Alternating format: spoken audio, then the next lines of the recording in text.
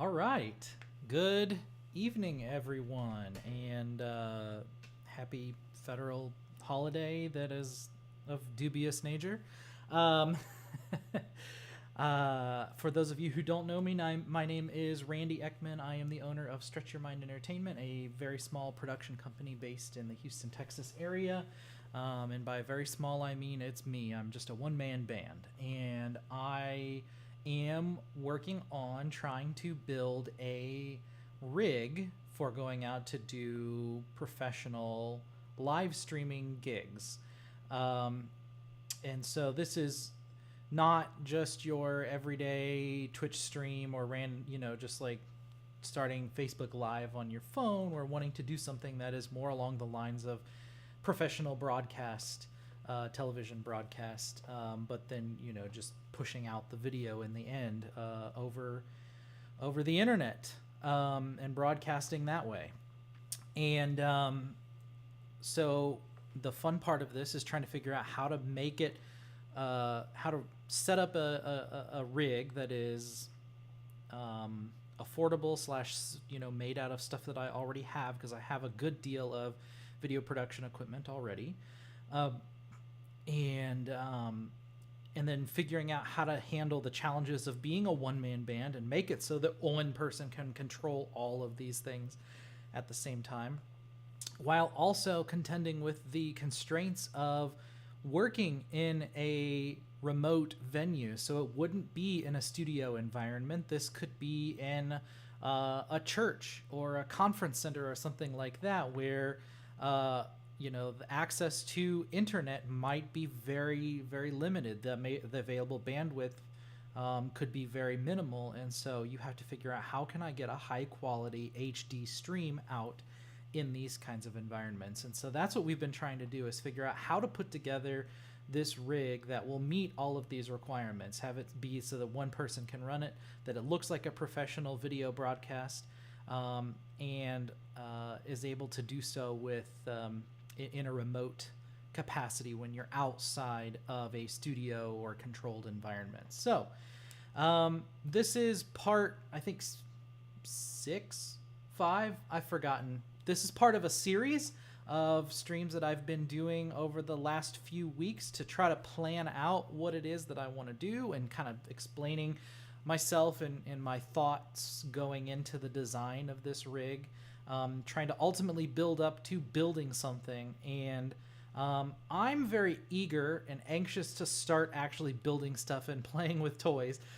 So I am ready to really get over the hump on the planning phase of this. So I'm really hoping that we can make some significant progress tonight on creating, getting this, all of this stuff, the design of this worked out. And so hopefully I'll get close enough that we can either finish this up next week, or I can start doing some preliminary building next week. I will say that one of my motivations for maybe accelerating this a little bit more is twofold. One is that I mentioned on my last stream, I was off last week, so 2 weeks ago on the last stream, that I was asked to put in a bid for from a former client who wants to use my live streaming services. So I need to be ready to support that gig if and when that happens. And I want some time to have time to practice with the rig before we get to the event. I would not like to just slap this all together and then just show up, and that's the first time I'm ever really using the setup. So I'm going to be continuing this, even after I build it. I'll probably continue this series for some amount of time while I just am getting the content created for projects and getting everything configured and working, and kind of testing things out and seeing how it is when I'm running some sort of live stream. Because this is also a live stream. It's just maybe not the same speed level that I want to go to for the eventual paid gigs that I'm trying to go for. But there's nothing that says that we can't do our silly little Twitch stream here that way. But I say Twitch stream, but as I was saying before, this is part of a series, and so if you're just now joining us and you're interested in seeing kind of the path that got us to where we are now, you can go back and watch previous episodes. They are all I am simulcasting this on Twitch, Facebook, and YouTube. All of those have the handle Stretch Your Mind ENT.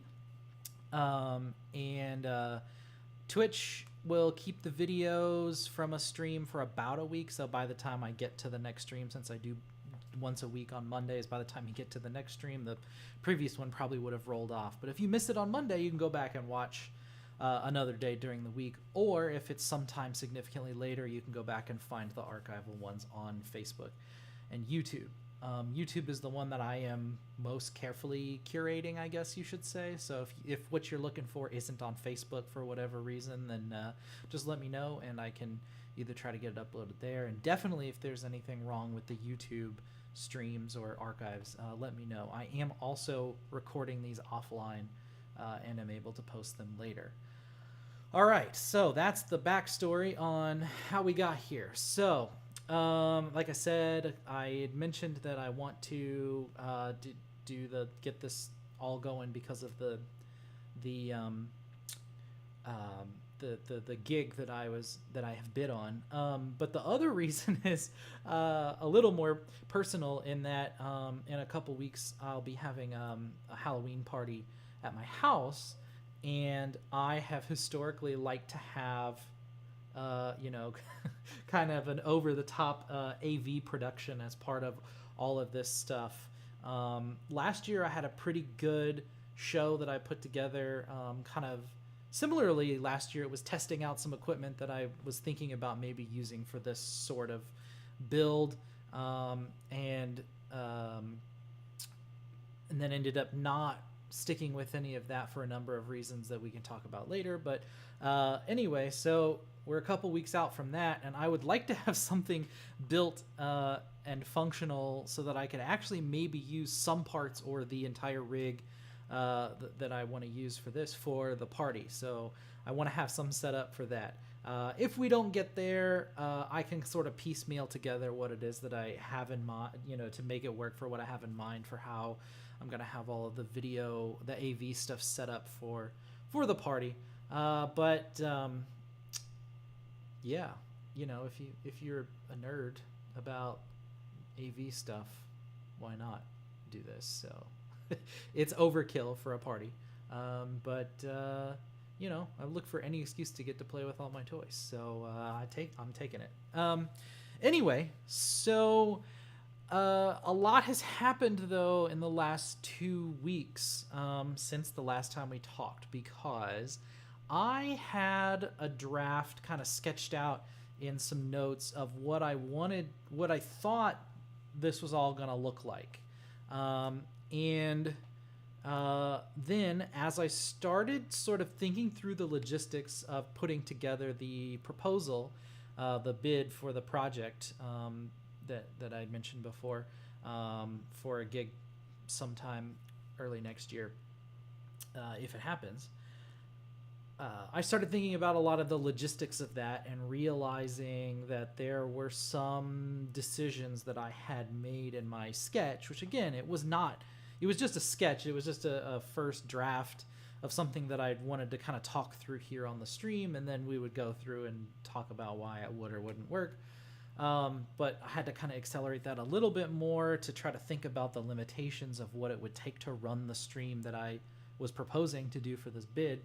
And in thinking through that, I came up with a few conclusions on things that I need to do that will simplify the setup, accomplish the things that I really want to get done for that project if I get the gig. I think those are really the main two things. Simplify the setup and make it a little bit more streamlined for what it is that I want to do. And so I think probably this will be a little bit different and a little more simplistic, like I said, than what we talked about before. So let's let me switch to my screen here so you can see what it is that I'm looking at, though, off to the side on my laptop screen over here. This is a website called H2R Gear. This is a website that allows you to do wiring diagrams for AV setups, professional AV setups. And so I had gone in here and I discovered. So also 2 weeks ago, I said, oh, well, before the next stream, I'm going to come in here and add in all the pieces, all the pieces of my gear that are missing that I had wanted to talk about at that time for that original setup that I was going to do. And I found that there were some lines that I skipped over, I guess, when I was going through my notes and putting this all together. So there was stuff missing. Well, let's delete that cable there. So, yeah, I still haven't done any of that. I haven't gone in and added in the things that I'm missing. So we'll kind of just add these things as we go, I guess. I originally didn't want to have to do any of that on the stream because it can be kind of monotonous, but also I'm not 100% sure anybody's watching. So if you're out there watching, please comment in any of the chats, YouTube, Twitch, Facebook. I should be able to see your messages. Hopefully, if it's all working. I did do a test message and it looked like that was all working. So let me know if you're out there and say hey, and let me know what you think of all of this stuff. So, we might do some of the boring bits of the BB, as they say on the Sticky Bun Boys, a podcast that I recommend everyone. We might do some of the boring bits on the show here today, just so I can again get something done. Okay, so let me talk about what we've got on here and the biggest change that I had in my change of heart about a lot of this. So I originally said that my main switcher was gonna be, and hopefully you can read this. I'm hoping that it's big enough to see okay. So again, if you're watching out there, please let me know. I need the feedback to know how the stream is going and how it looks and everything. And Mondays, I had more people, I feel like, watching when I did this on Thursdays, and then it dropped off because I know a lot of people that were watching the stream before were doing, watching Thursday Night Football. And then, of course, I was like, oh, well, I'll switch it to Monday because that actually works better for me in my personal schedule. Overlooking the obvious, there's also Monday Night Football. So it's hard to compete with football when all of the people who otherwise would have been watching the stream are football fans. Yeah, so anyway, but the show must go on, and go team of your choice. Anyway, okay, so I had been designing this whole thing around the ATEM Constellation HD2ME. So one of the things that I got thinking about was that, right now, streaming in more than 1080, anything higher than 1080p is really like a niche thing. It's very difficult to do because of the bandwidth requirements, especially it's difficult to do out in the field.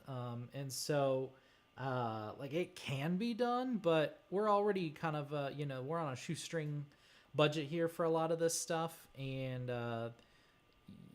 so I don't even have currently an encoder for doing 4K. I guess I could use, I could resort to using a software encoder like OBS or something like that, if I wanted to do 4K. But anyway, my point being that all of my streams that I intend on doing for any of the gigs in the near term are almost certainly going to be HD. But the thing that I got thinking about more was that I was looking at the specs for the venue that this gig that I had bid on where it was taking place, and it does have like some video stuff in house. And if I want to try to leverage any of that to do image magnification, it's like when you're in a concert and they have the like big, picture of Taylor Swift on either side of the stage or whatever. When they have that projection that's making bigger what's happening on the stage, that's called iMag.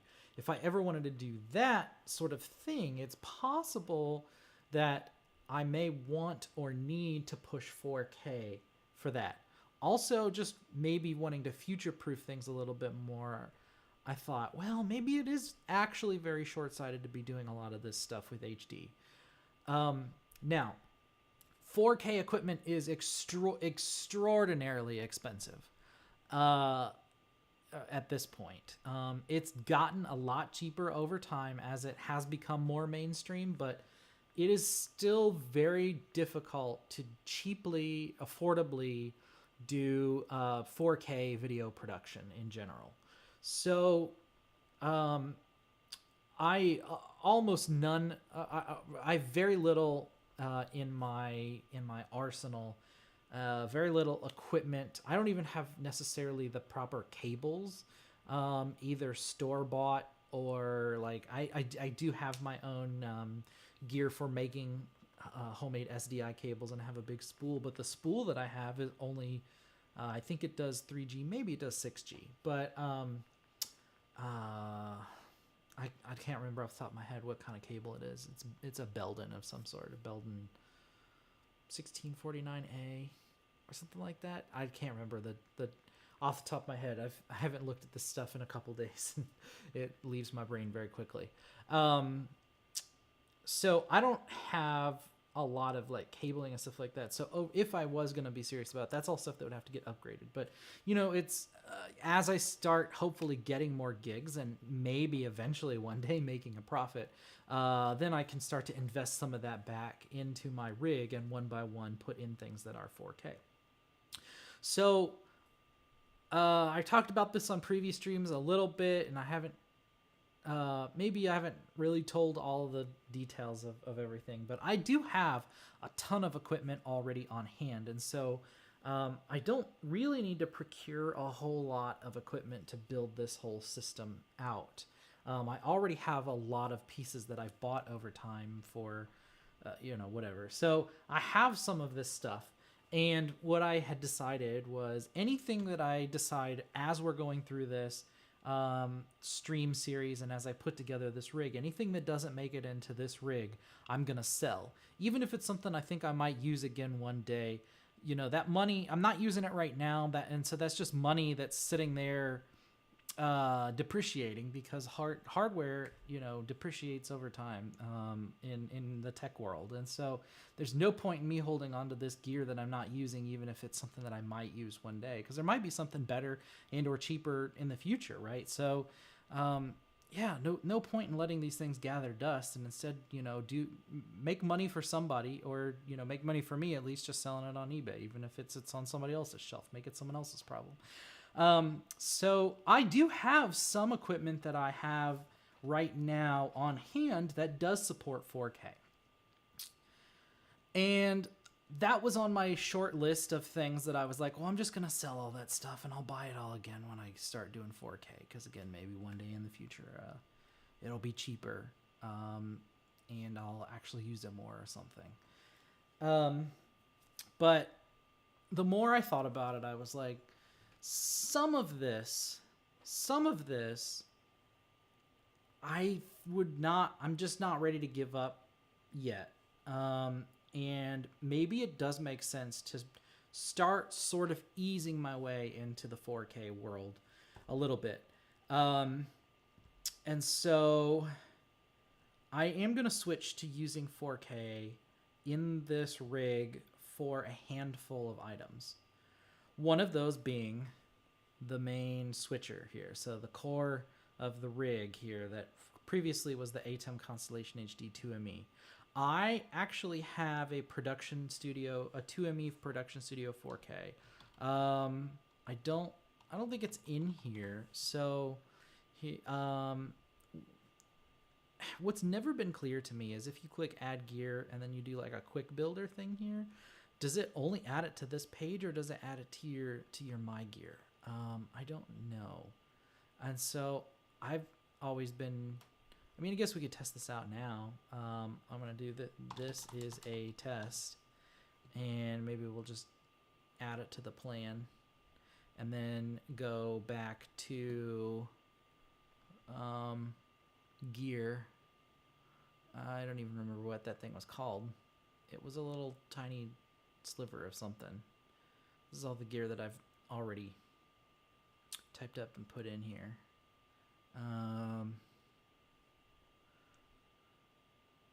Okay, so it answers my question. So when you add something with the quick builder, and I think it's the same thing. Once you add something to a plan in H2R gear, I think what it's really doing is making a copy of the item, like a copy of the object. And so any changes that I might make upstream are not necessarily going to get reflected here. And similarly, any changes I make in here are not going to get reflected in the library. So this does mean that anything that I'm missing that I would like to have appear in here really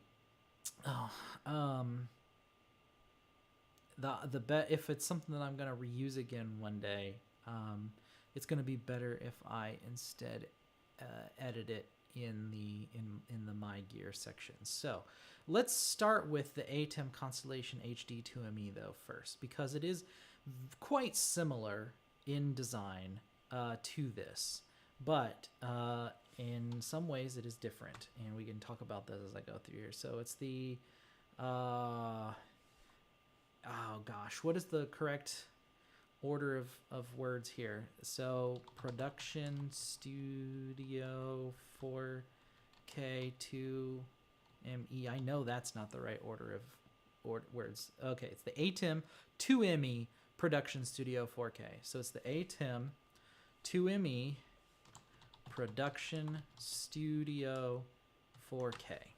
All right, and it is a switcher, and it has 20, just like the other one did, the Constellation 2ME HD. It had they both have 20 SDI inputs. Now it does have a few things different, as I basically hinted at or said earlier. One of the things is that you can it has one HDMI input on it, and this is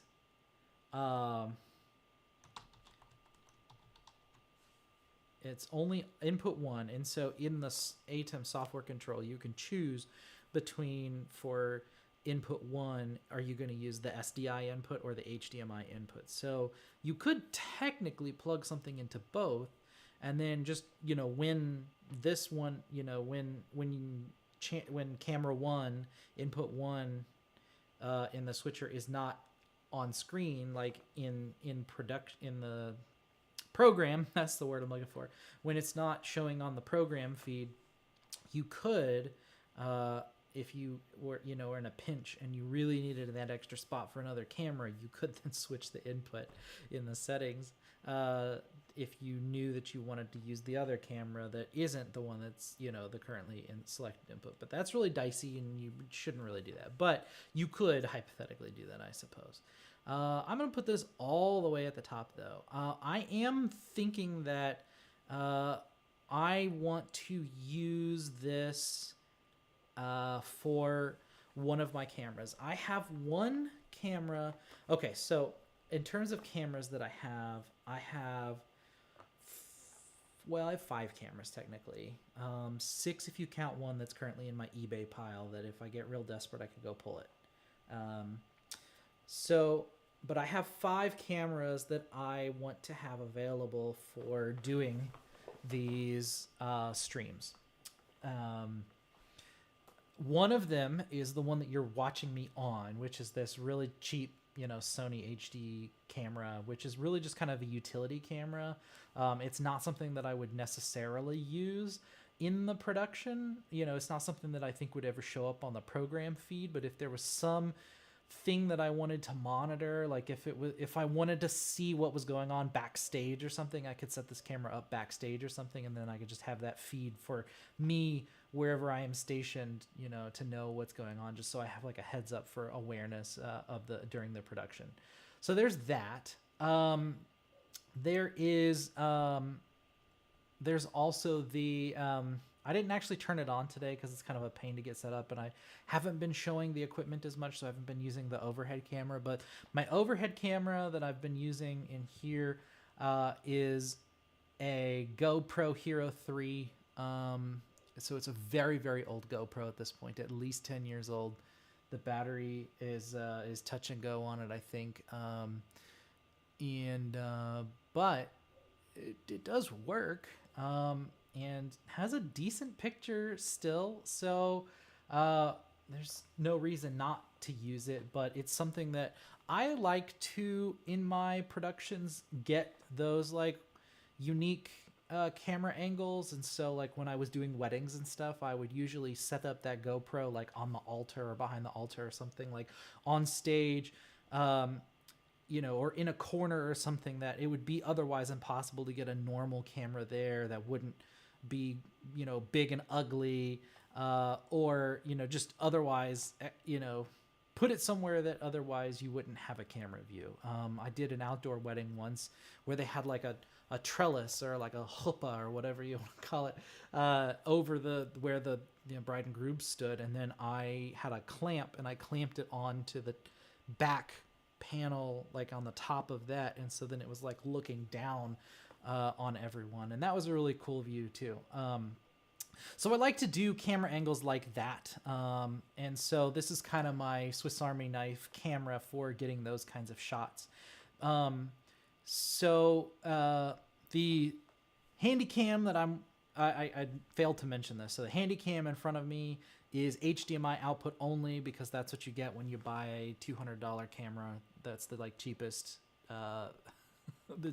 the cheapest camcorder on Amazon, or $150. I don't remember how much I paid for it, but it was very cheap in the relative sense. So got that one that's HDMI. Technically the GoPro is HDMI, but I do have a dedicated HDMI to SDI converter that I want to use, or that I intend to use with the GoPro, because I think that a lot of times when I'm going to use it, it's going to be somewhere very far away in an obscure location. And it's because of that, HDMI has a very, very limited cabling run that it will allow without you needing to have like amplifiers or something like that, because it's actually a very weak signal electronically speaking. And so but you can use SDI, you can run SDI cables for up to about 300 feet. If you go distances further than that, then you really have to start getting into fiber, using fiber optic cables, which I tossed and turned debating, should I go fiber? I think it's obviously something that I want to do eventually. Fiber itself, the fiber optic cables themselves are actually cheaper than copper cables, like on a per foot, basis. Any kind of cable, HDMI, SDI, anything like that. Comparatively speaking, fiber optic cables are cheaper, which is the other great thing about them running super long distances. So for like the same price, you can get 100-foot cable, you can get like 1,000-foot. That's an exaggeration, but you can get a very long spool of fiber optic cable. And so that's the nice thing. However, the cables are cheaper, but the peripherals that do it are not cheaper. They are significantly more expensive. So anything fiber... Sorry, I kept hearing some weird noises, and I wanted to just listen for a second and see if it was something to be worried about. Anyway, Yeah, so the peripherals that are on either end that send and receive the fiber optic signals are expensive, and I debated about maybe getting fiber for at least one of the cameras just as a starting point, and then again, like one day in the future, maybe I'll upgrade the other cameras to using fiber and stuff like that. And I'm just not ready to cross that bridge yet, for a number of reasons. One, of course, being the cost, and again, like I already have a ton of SDI cable. I have a ton of HDMI cable, so I should be covered there pretty well.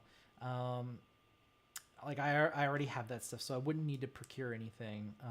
But I would if I went fiber optic.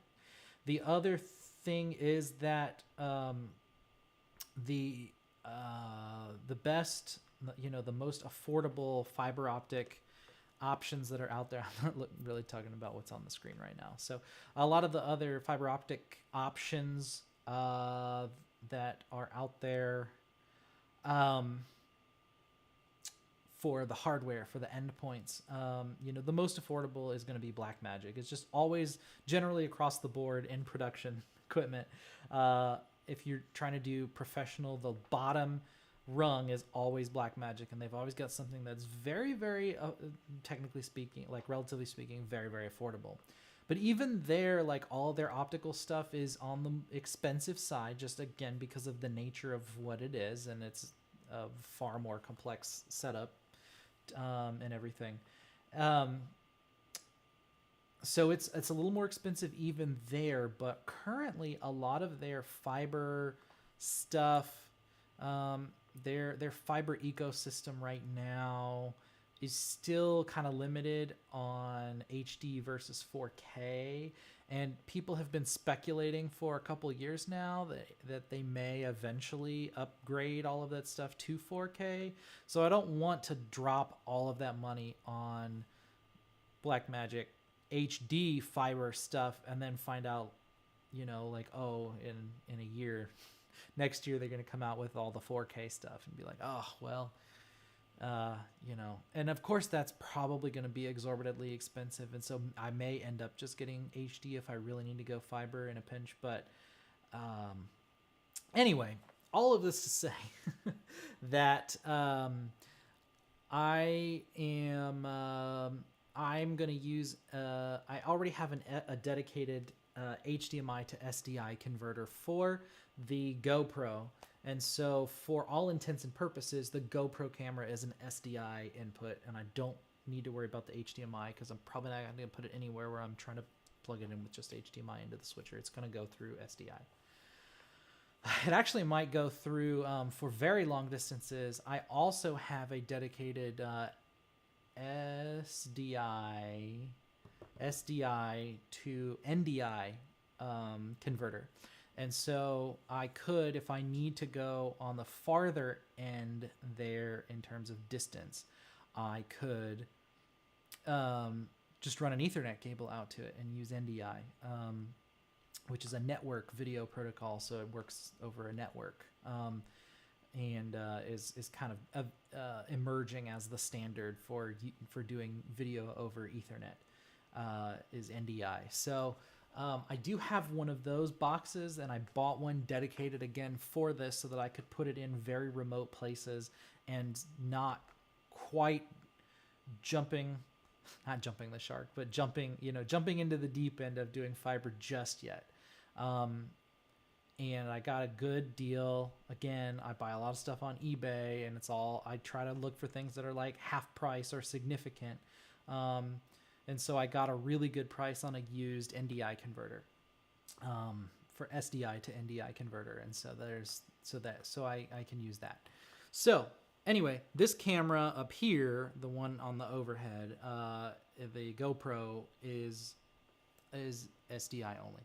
So the HDMI camera that's in front of me, again, it's a utility camera. I don't intend to use it for the production, so it may not even get plugged into the switcher, so I don't have to worry about setting aside an HDMI input for that one. But this one, I don't need to be for sure, because I'm going to run it in an SDI input anyway. Even if it ends up going through NDI, the NDI on the switcher side, I have an NDI to SDI converter, so it'll convert it back to SDI, and it'll come in as SDI into the switcher anyway. So again, no HDMI there. The other I have two other cameras. One is the micro studio camera. The first generation, they literally just announced that the second generation was coming out in the big Blackmagic announcement that happened a week or so ago. I think that happened in the interim of it since the last time I streamed here. Blackmagic came out with a few different announcements, and one of those was that they are coming back. They are bringing back the micro studio camera, and so there's going to be a second generation model of that. It was something that had just entirely gone out of production for some amount of time, and they were kind of hard to find. But I did get one on eBay. I did not get a good deal on that one. I got it for basically about the full price for a new one, but at least I got one, because they were very hard to find for a time. So anyway, I do have one, but it's an SDI camera. Almost exclusively. It might have HDMI on it, but I'm only going to use it for SDI. So I got that camera. And then I also have a PTZ camera from PTZ Optics, and I specifically got one of their broadcast models. It's not their highest end one, but one of the higher end ones that they have, so it was pretty pricey, but it had an SDI output, and it does have 2997 frames per second as an output mode, which was experimental at the time that I bought it. They were just starting to break into doing more broadcast type cameras there, because PTZ Optics is the company that makes the camera that I had bought at the time, was originally kind of more of they did like conference room cameras and things like that, so it was all kind of working in digital video for like video conferencing and stuff, which doesn't have to be at like the NTSC, the standard television production frame rates. It can operate at different, the more sane frame rates, if you will, of like full 30.0 frames per second exactly, or even 60, and so on and so forth. But anyway, so I have one of those. It's also an SDI camera. It also similarly is, because of its heritage as kind of a conference room camera, it does also support NDI. So in a pinch, I could also just run that thing entirely with Ethernet as well. No need for converters or anything. It's got NDI built into it out of the box. So I just plug an Ethernet, and it actually can also be PoE, so power over Ethernet. I don't even need a power cable for it. You just plug in an Ethernet cable, and I can get video and control and power to that camera. That's pretty awesome. I really love that feature about that camera. So that one, again, not HDMI. I think it does also have HDMI output as well, but again, it's not something I was planning to use. So that leaves the final camera, which is Panasonic GH5. I have had this camera for a long time now. I originally way back in the day got a GH3 when the GH3 first came out, and it was a big deal when that camera came out. It's still a very, very popular camera. I think there are still some out in the wild that occasionally you'll run across, but it was one of the few.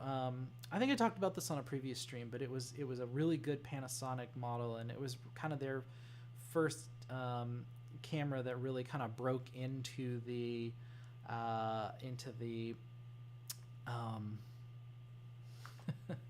the field that was dominated by Canon at that point, with some also Nikon out there as well, because they were it's the DSLR type model. So the Panasonic is famously not a DSLR, it's a mirrorless camera.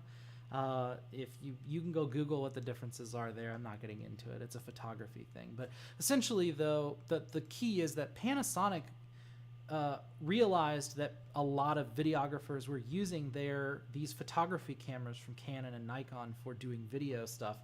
But those cameras aren't designed really to do video stuff. It was kind of an afterthought. And so Panasonic designed the GH line of cameras specifically to be focused on video. And GH3 was really the one where they kind of like nailed the design.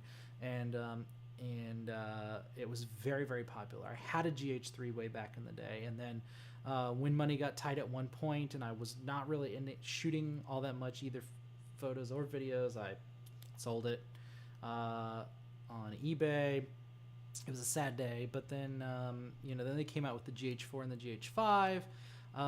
And when I was going to take a trip to Europe a few years ago, I wanted to have a really good camera for that trip, and I decided to just go ahead and dive in, and I bought another GH5, or I bought a GH5 at that point, but another Panasonic camera is what I meant, from that line of cameras. And so the GH5 is a 4K camera. It has an HDMI output, and can output 4K, but it is HDMI is the only output option that you really have there. It doesn't have SDI. They have since made models that are similar models to that camera that do have SDI outputs or some of the later models and stuff. But whatever. I got the GH5, and it's the one that I took with me to Europe, and I still have it, and it's a great camera. Even though I got it just because I was familiar with the GH3 at that time, and I was like, well, I know that this is really kind of more for video and not as good for necessarily photos, but it's the camera that I know, and I didn't want to be fumbling around because I got it like right before we went to Europe, so I didn't have a lot of time to like play with it and figure out how to use it and stuff. But I was like, I still had all of the how to use a GH3 burned in my brain and assumed that it was similar enough. So got the GH5. The GH5 is my big question mark of how is this all going to get integrated at this point, and but it is because it is HDMI. But for now, I think that is the camera that probably will end up using the HDMI input in the switcher, which means that camera will have to stay close to me to some extent. There's maybe like a 75-foot radius around where the switcher is that I could put that camera. So it does limit things a little bit, because even though it's like my best camera in the line, it's the one that will have to be the farthest away. And maybe that makes sense, right? Like maybe because it's the one that has the best resolution and the best picture and everything, maybe that makes more sense to use that one as kind of a wide shot, or at least something with a very long zoom from the back. But it'll be working at a distance. And so, I him-hawed about this a lot, but like there's nothing really I can do much about it. So it is the way it is. So anyway, so we got the HDMI input on the ATEM 2ME Production Studio 4K. It's probably going to get used for that. So that leaves me with 19 SDI inputs after that. Okay, so other inputs, there is an audio in and out, there is an audio left and right in on this model, but this is actually XLR on the production 4K model. Power's the same, control is the same. It does have reference in as well. I don't remember what the deal is with this. TalkBack, I don't think there's a dedicated port for this. And I'm not going to use it anyway. I was just kind of adding it for completeness. What other inputs are there? I'm just going from memory right now. So there's all those inputs, and then there's the audio input. Does it... Well, all right, we're just going to go look. I'm going to go look at one maybe.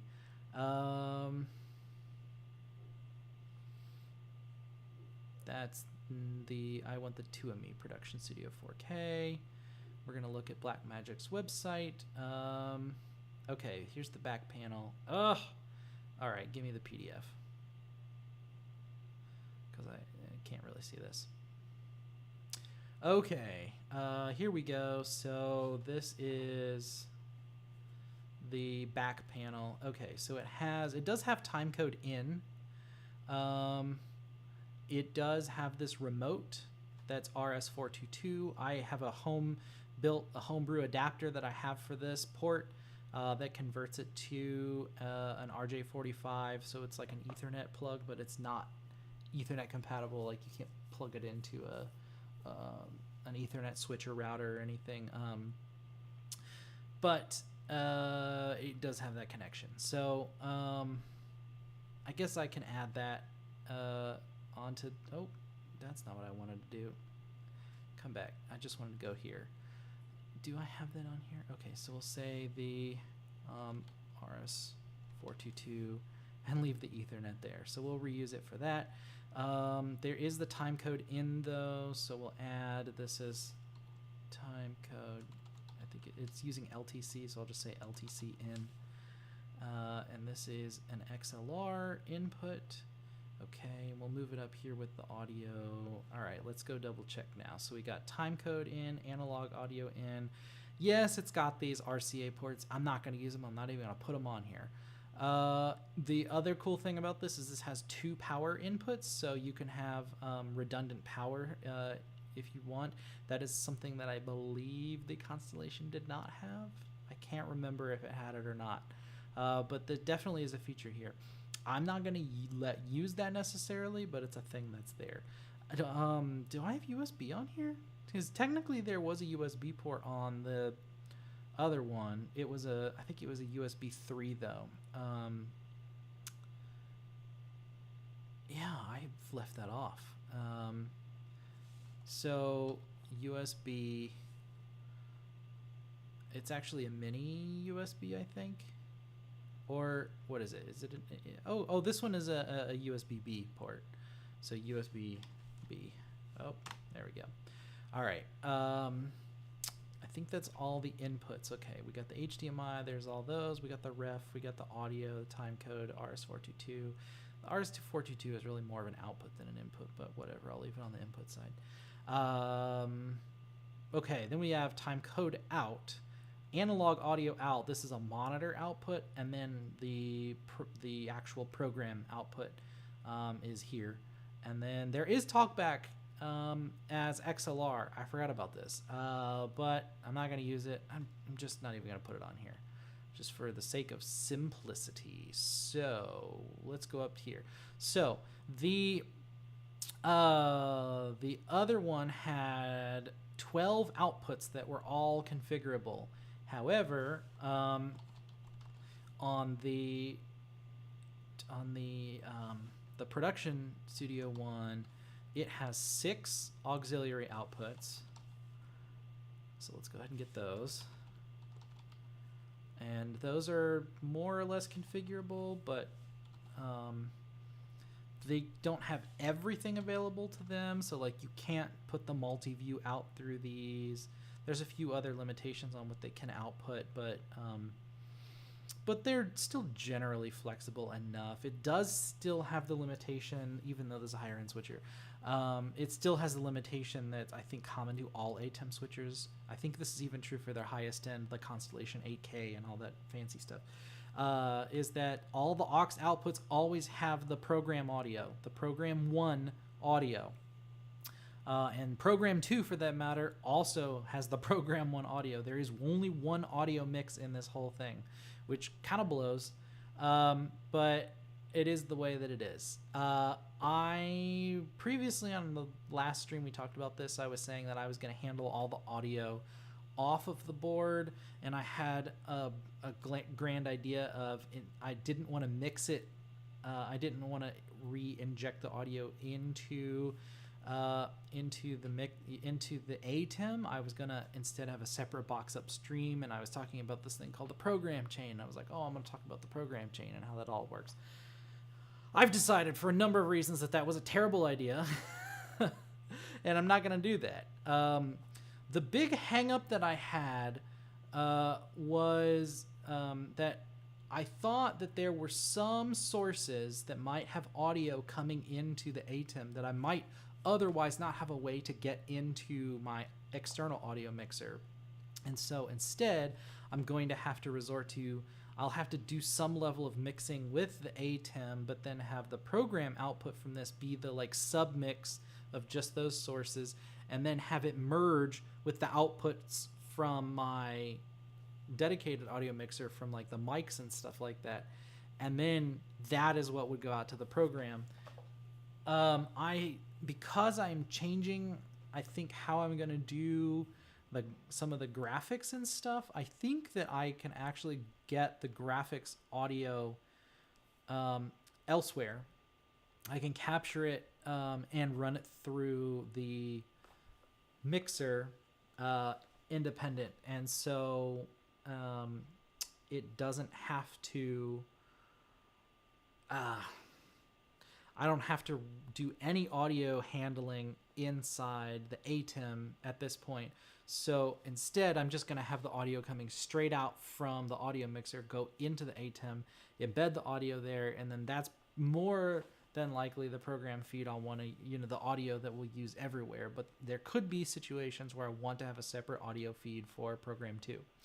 If we get there, I will cross that bridge when I get there, because right now I don't have any plans to do anything like that. Okay, so we have, there is a preview 1, that's a dedicated output. There is a, oh gosh, I forgot about this. So there are 2 outputs for, it's very poorly labeled on here. So these are, both of these outputs are the, hold on. Yeah. Okay.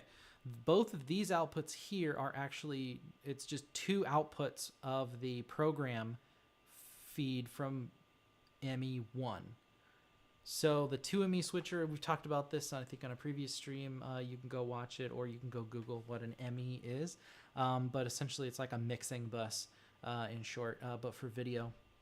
And so it has 2 dedicated outputs for the full resolution program 1. And then there's a single output at the full resolution for program 2. And then I think, so this one's the program 2. And then this one up here is just a lower resolution version of program 1. And so if I was doing a 4K mix, a 4K program in the end, I could still get an HD reduction of that and not have to do any converters or anything myself manually. I can just get the HD signal straight out. It'll already have a mix down to HD, and then you can get that stream out through this guy. So that's cool. Do they?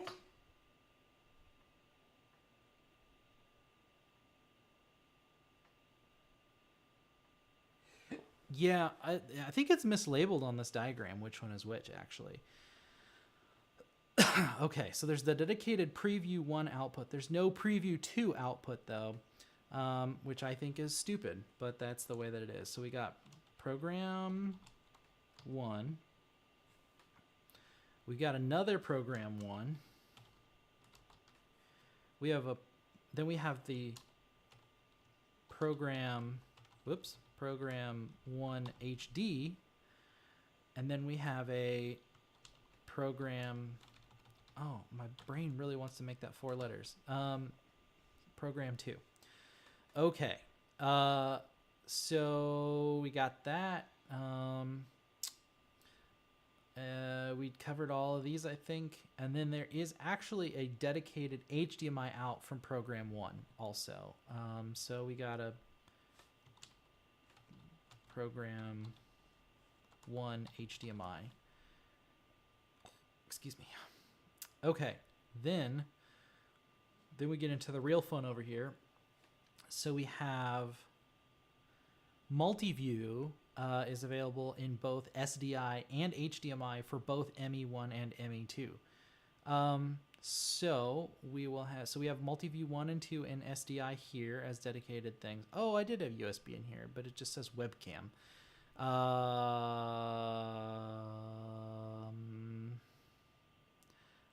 think now that I'm remembering how this works, this needs to be an output, because like I have decided that I'm going to model USB always as going the reverse direction of what it actually is.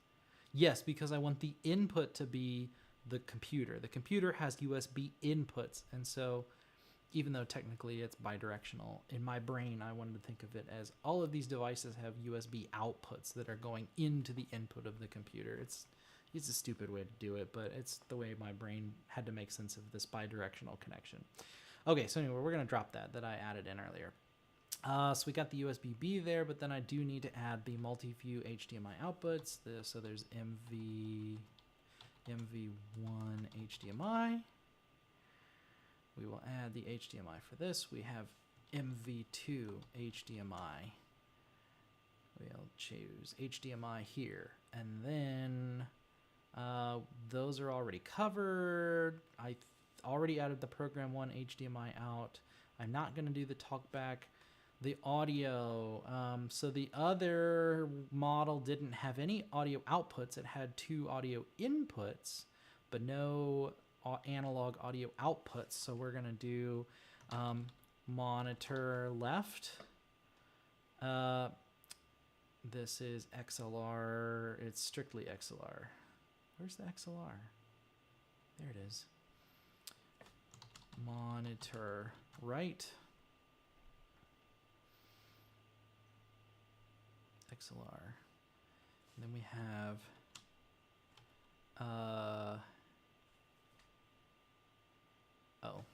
I'll just say left out. I'm being inconsistent, but I'm trying to at least be consistent between here, because this one's left in and right in, and so this one will be left out and right out.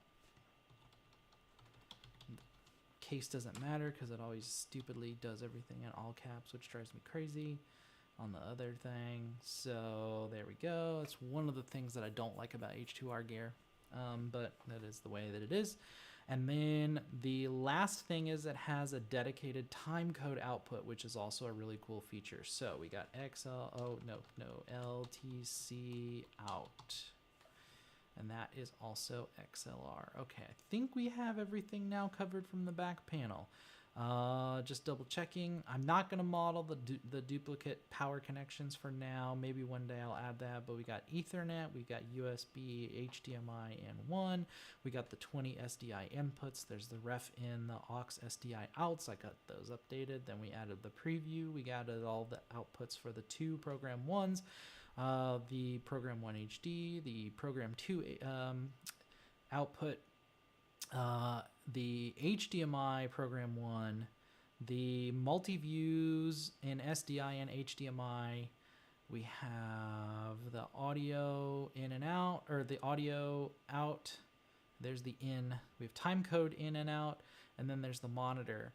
The RS422 I already did. So we have covered all of the ports on this guy. So we can actually go save this now. Add gear item. Okay, we did it. So that takes us to the end of my first segment, if you will. So we will take a short break here. I'm gonna go get some water. I forgot to bring water over here, and I've been talking for an hour straight now, and my voice is very tired. So I'm gonna go take a 5-minute break, get some water, and we'll be right back. So don't go anywhere.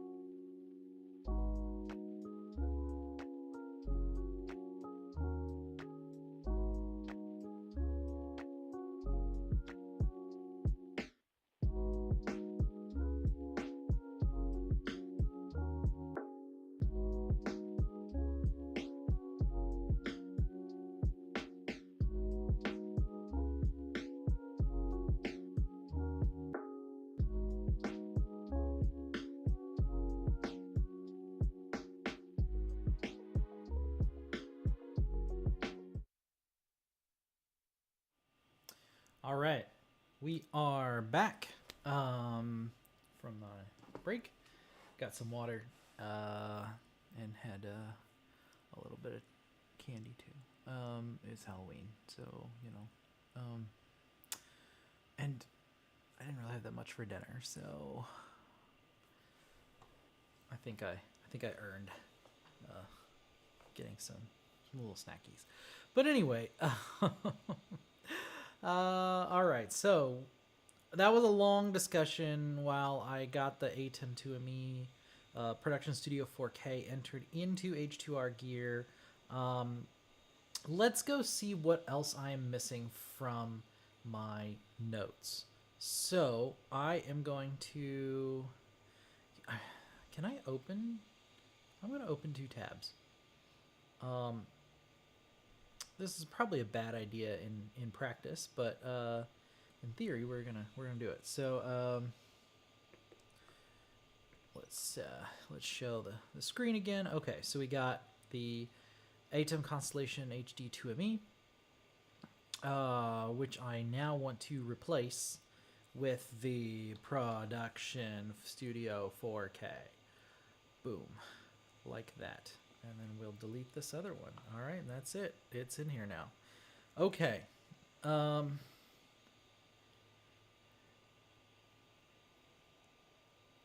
don't you hate when you have like a stuck sneeze? Oh, that's the worst. Okay. So, we have the monitor. We have the ATEM SDI Pro ISO. And I have do I have the generic switch on here? I know I got the big fancy one. Nope. Okay. Also, this is not going to survive in the rack. For reasons we can talk about another time. We talked about this on a previous stream. I'm going to keep this device. I'm just not going to put it in the rack because I don't need it. Previously, I needed it because I needed more outputs than I had available, but that's not the case anymore. So I'm going to remove that and then just hold on to it. So we got the mini monitor, exhaust fan, Clarity M stereo. Okay, let's add, I'll just type in switch and see if it comes up. 5-port switch, there we go. All right, so this is just a run-of-the-mill.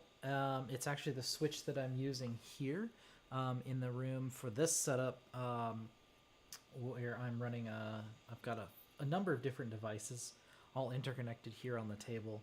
And they are just running through this little, I bought it at like Target or something many, many years ago, but it is gigabit at least. So it's a gigabit 5-port switch, just very basic, doesn't do PoE. It's not managed or anything like that. If any of those words mean anything to you, and if they don't, then don't worry about it. Point is that it's just a very vanilla switch. I didn't even put the brand on here because it didn't matter. So anyway, there's that. That is going to be, so essentially I, in my brain, came up with the idea that I think I'm gonna have to split everything out into 2 racks. I mean, or I can split it out into 2 racks. Because I think I may not always need everything here.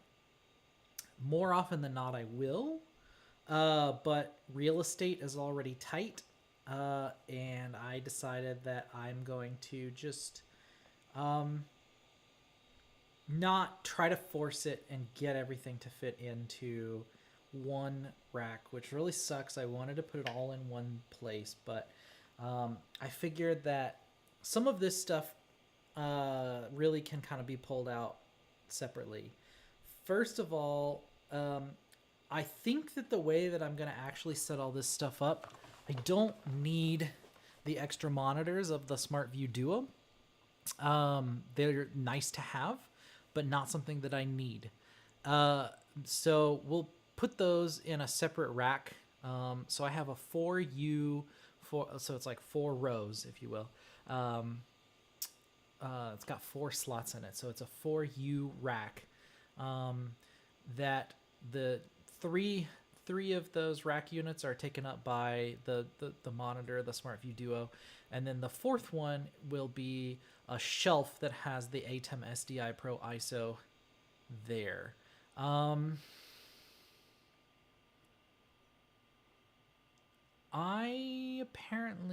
put the ISO in here. I did not include its little friend. Let me pull these things over here.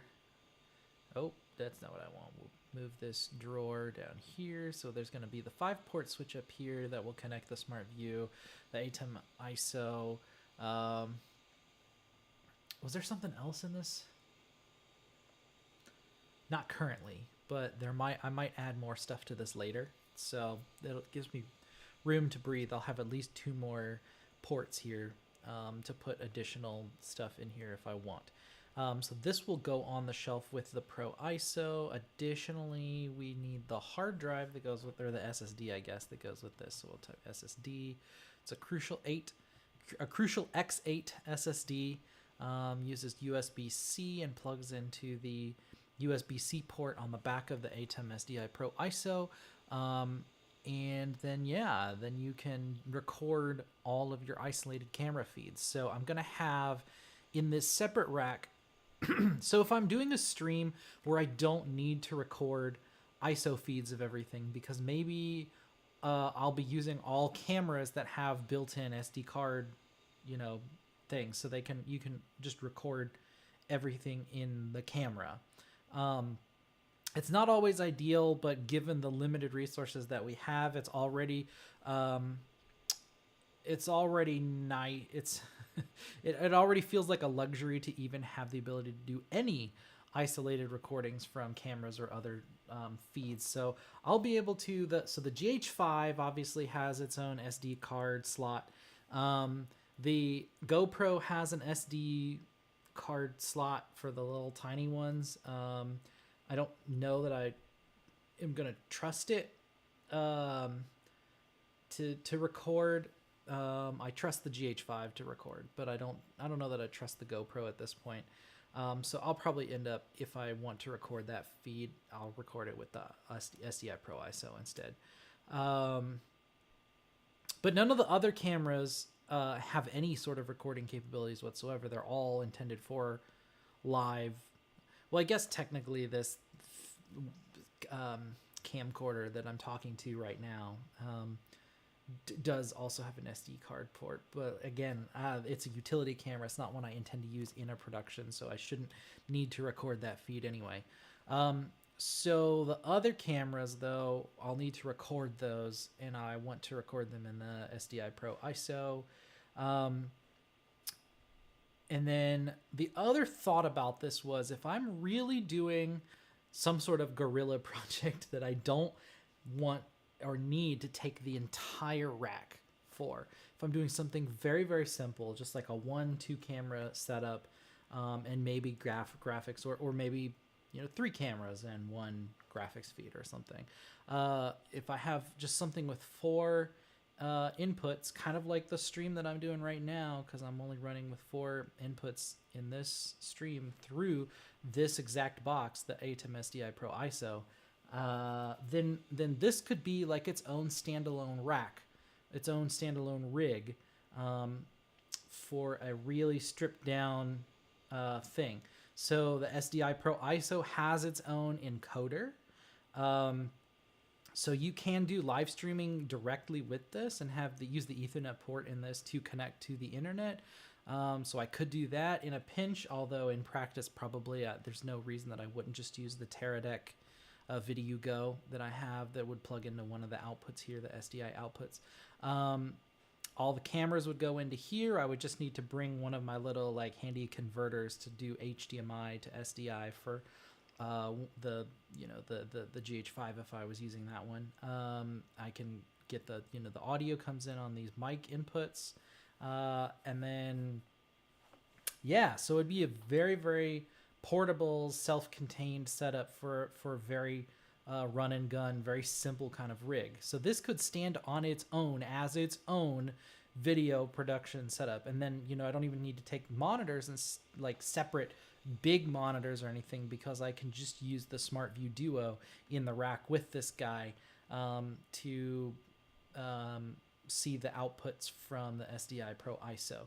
So essentially, I have a 6 SDI cable snake that is 5 or 6 feet long or something like that.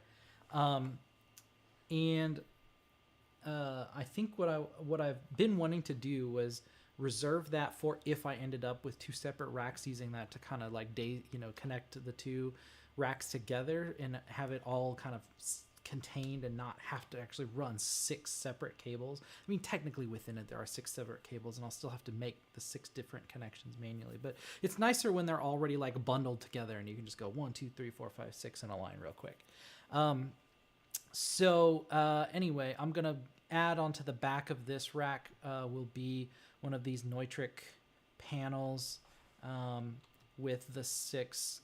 Can you do Control C, Control V? Oh, apparently you can. All right, so there will be a Neutrik panel up here with this rack that will have the 1 2 3 4 5 6 SDI connections for the 4 inputs and the 2 outputs here. The 2 outputs from the ISO are going to run into the inputs for the SmartView Duo, but this monitor does have a loop out. So any inputs that go into it, you can then get them out again without any, losing any of the signal strength or anything. It like re-amplifies the signal. So anyway, so I'll have the outputs going into here, and then these outputs then will get looped out, and then those will effectively, it's as if I had just taken a cable straight from here and gone into the Neutrik panel. But then, so those 6 cables along with the Ethernet connection for the connection to the router or the other upstream network devices, then so I'll just have 7 little connections here and maybe some other handy dandy things on here real quick. It'll be simple though. So that will be this rig, and that can basically stand on its own as its own mini streaming rig. But again, I'm dreaming big here. I'm really wanting to do stuff that impresses people, so you gotta have good graphics. You gotta have being able to do more, having more inputs and more sophisticated graphics and mixing and stuff like that. And for that, you need a big horse. You need either this one or the HD one that I also had in here originally that I'm gonna, I think, end up selling, or maybe I'll hold on to both. We'll see what I end up deciding to do with that. I'll probably end up selling the HD, the Constellation HD. So that's the grand plan up here. So this is basically everything that would be in the separate rack. So then down here we will have the drawer. We have, hold on, let me just start to lay this out at least kind of the way that I had it in my brain, in my notes. So we have the drawer, we have the exhaust fan behind it, and then I have the Smart Video Hub 20x20 here. I actually have another shelf that will go above this, and it will contain the clock. I think we've talked about this before.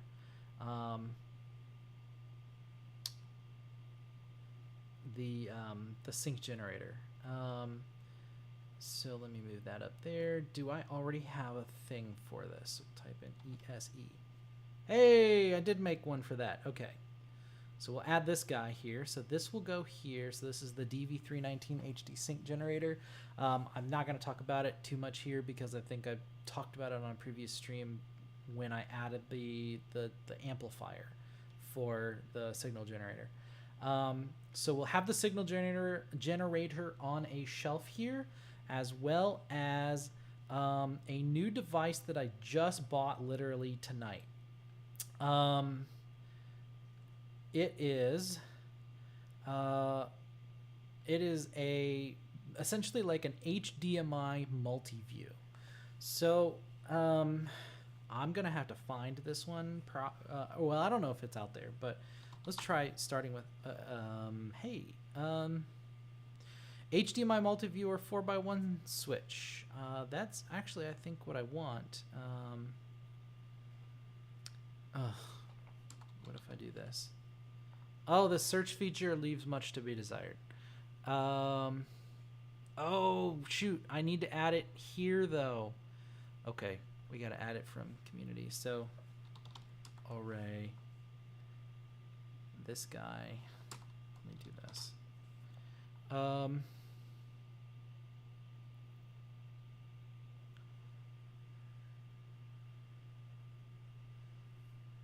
Oh, it drives me crazy when it's like the exact name of what I'm looking for shows up in the list and then I can't find it because it's buried by this other crap that is not what I'm looking for. Like, I have the exact name. Why isn't the one with the exact name the first search result? Oh, this is so frustrating.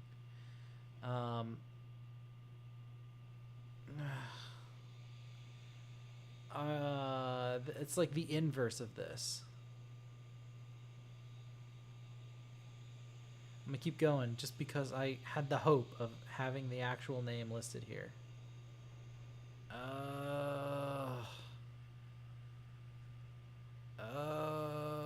I'm just gonna keep making noises. Hope you're enjoying that. Oh my god. I just searched through this whole damn list and it's not showing up. How is that possible? Why would the exact name show up in the search results or in the like suggestion autocomplete? That's what I'm looking for. And then it not be in the library. Oh, that makes me so mad. I'm gonna have to make this by myself, and I wanted to be lazy, and I wanted to not.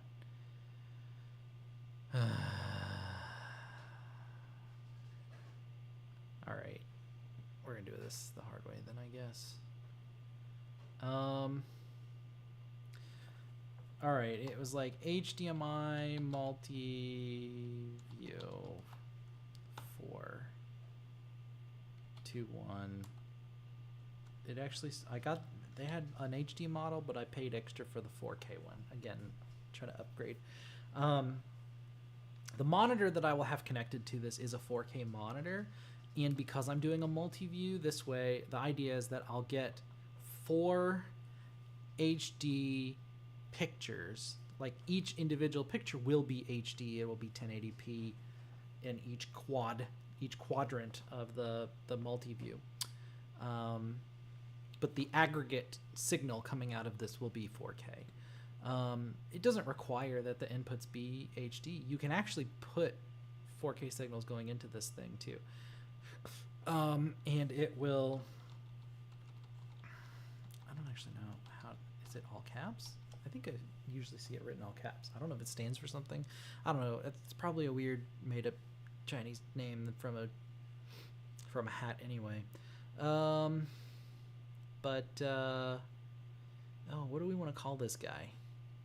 Converter, distributor, monitor, other, video router. It's not quite a video router, although it does allow you to solo any of the sources. So it is also a switcher, but it also does the multi-view. It's a pretty cool little thing. And it's all HDMI. So it has 4 HDMI inputs and 1 HDMI output. And so you can either pick between one of the 4 sources, or you can do a multi-view where it will automatically scale everything to appear on the quad view. So I'm very excited about getting this. We'll see how good it actually is. But I've actually gotten a number of different things from this Array company. It's one of those like random internet brands that has turned kind of like Neewer is another one that has kind of emerged as like it was originally like a weird Chinese knockoff, but they actually make really good stuff. So it's actually pretty good stuff, and I feel that way about this Array company, and I'm gonna feel real bad if it's actually not one of these Chinese companies or whatever. But anyway, I think that's what it is. Yeah. So, and I have nothing wrong with Chinese companies, for the record. It's just the stereotype of like when you're shopping and you have nothing else to go on, it's like, oh, this is probably garbage. Just because more often than not, the stuff from China tends to be garbage, but not everything is. The iPhone is great and it comes from China. So anyway, my iPhone is naked currently because my case for this is my old phone. Like the one that I've had for the last 4 years, the case for it actually just broke, and I just decided that it wasn't worth buying yet another new case because I like to get the expensive ones, and I guess I could get a cheap one for a few more days. But instead, I decided that I had been debating about whether or not I was going to upgrade my phone. Now that the 15 has come out, and I was like, I'm not going to upgrade, or maybe I'll just get the battery fixed in this guy. But like, I just decided at the last second, kind of an impulse earlier this week or late last week, I decided to go ahead and upgrade. So I do actually have in hand the iPhone 15. I got it on like Thursday, and I just had a busy weekend, so I haven't had time to get it out and activated and everything. So I'm still going with old faithful iPhone 11 here for now. I did not trade this one in. I bought the new phone like outright.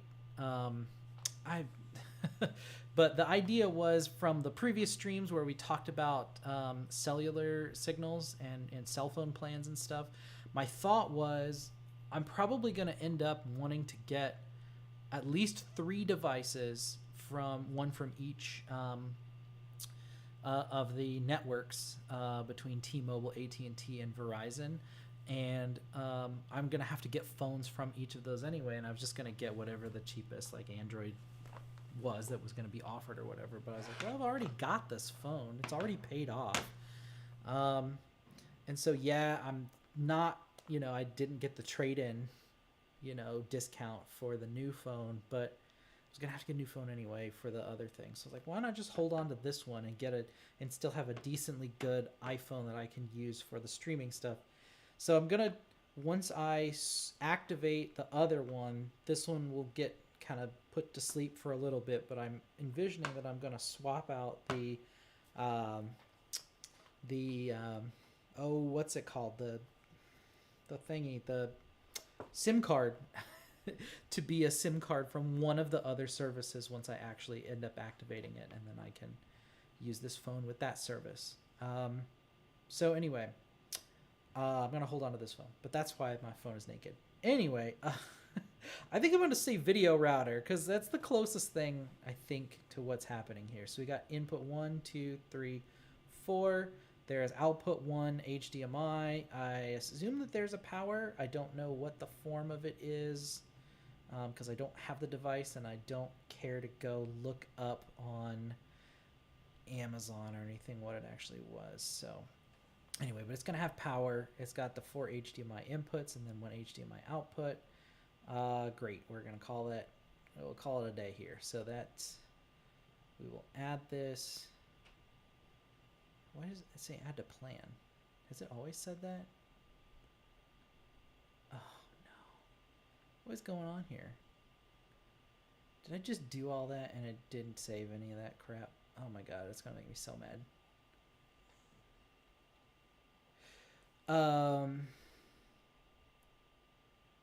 Malt. Oh, what the heck? All right, build gear. That's very frustrating. It didn't save any of that. H2R gear, you're really letting me down. There's a lot of things I really love about this, but I'm learning that there's a lot of stuff that I also don't really like, but also I've not found anything else even close to what this is. It's not like I'm going to not use it. I'm going to keep using H2R gear. It's still the best for what I want to do that isn't, you know, making all of these things from scratch in some other program, essentially. All right, so it was HDMI oh gosh, I think it's actually hyphenated in the name, multi-view 4x1. I don't remember what else I had there. I don't care. We decided on video router. We had, nope, 3, 4, and power. I got the power.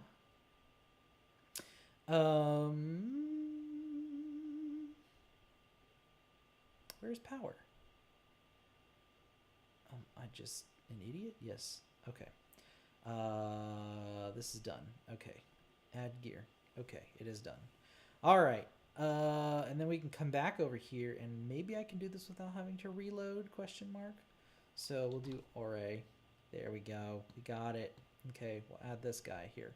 All right, so goodness. Okay, so this was gonna be, I was gonna put this on the same shelf as this thing here. So the multi-view 4x1, it's gonna have, there will be one of these will be the multi-view from ME1 from the Production Studio. Nope. Yes, Production Studio 4K. I was like, wait, did I not switch that? But I definitely switched it, and that was the whole first like half of the show.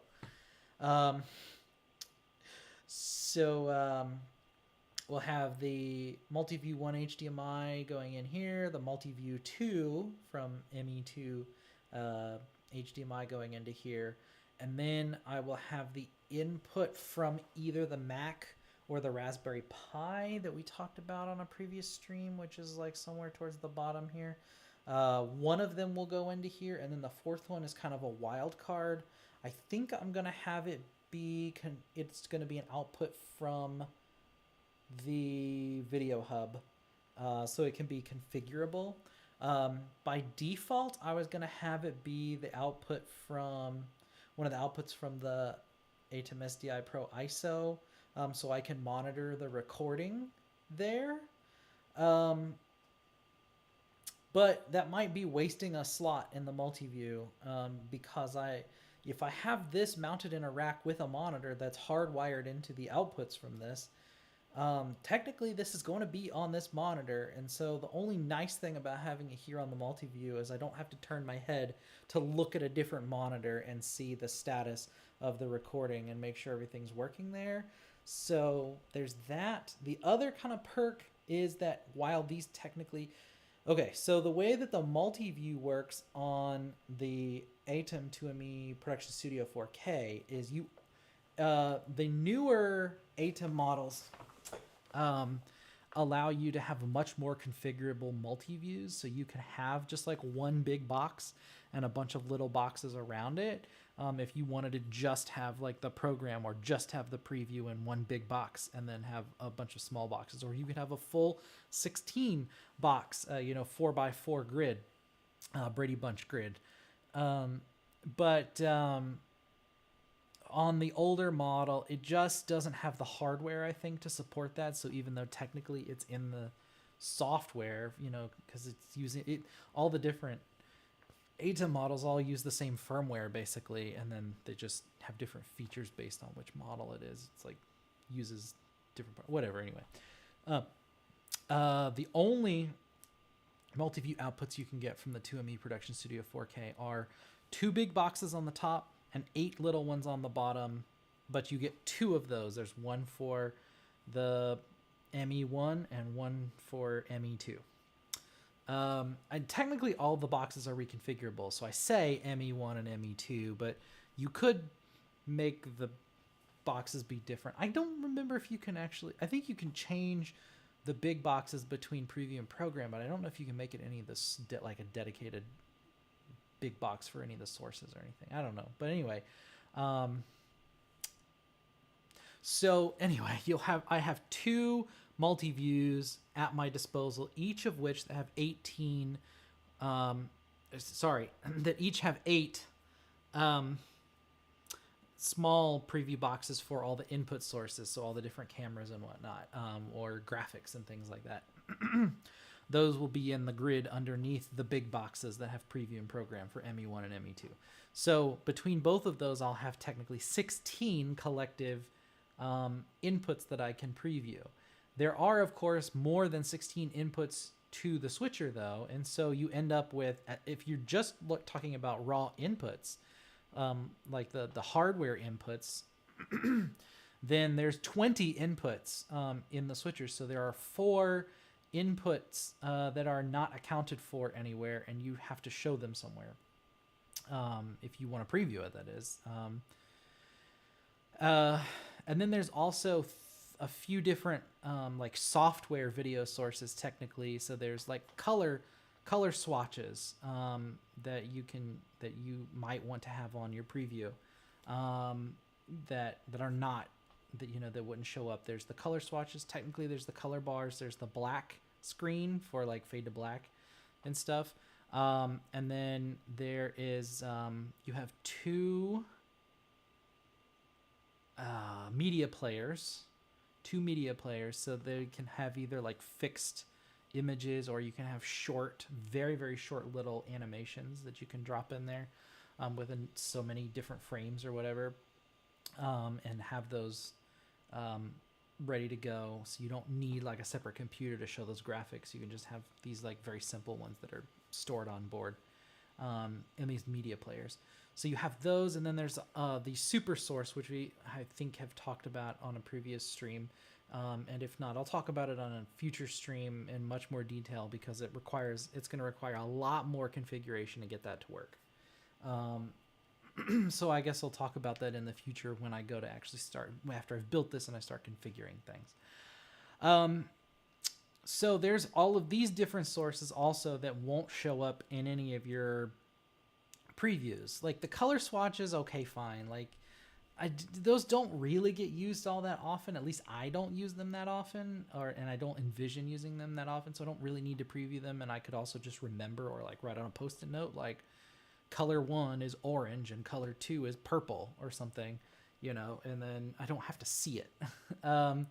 But the media players, it's nice to see what's in those media player slots, and see what the graphic is that's in slot 1 and slot 2. And I guess technically I could write it down too. The super source, however, because it's dynamic and it's, it changes depending on what inputs you have available to you and stuff, that's definitely something you want to preview. So there's that. And then there's also like the graphics keys, or the key and fill, as they're called. So graphics comes in on 2 inputs. There's one that's the fill, and that's the colored part that actually gets drawn on the screen. And the second one, or that's the fill, and the second input is what's called the key. And it's usually a black and white feed, or a grayscale, I guess, technically. And so the amount of white tells you, like for each individual pixel in the picture, depending on how white it is, that's the transparency of that pixel from the fill. And so that's how you get things with transparency that you can draw on top of each other in a switcher.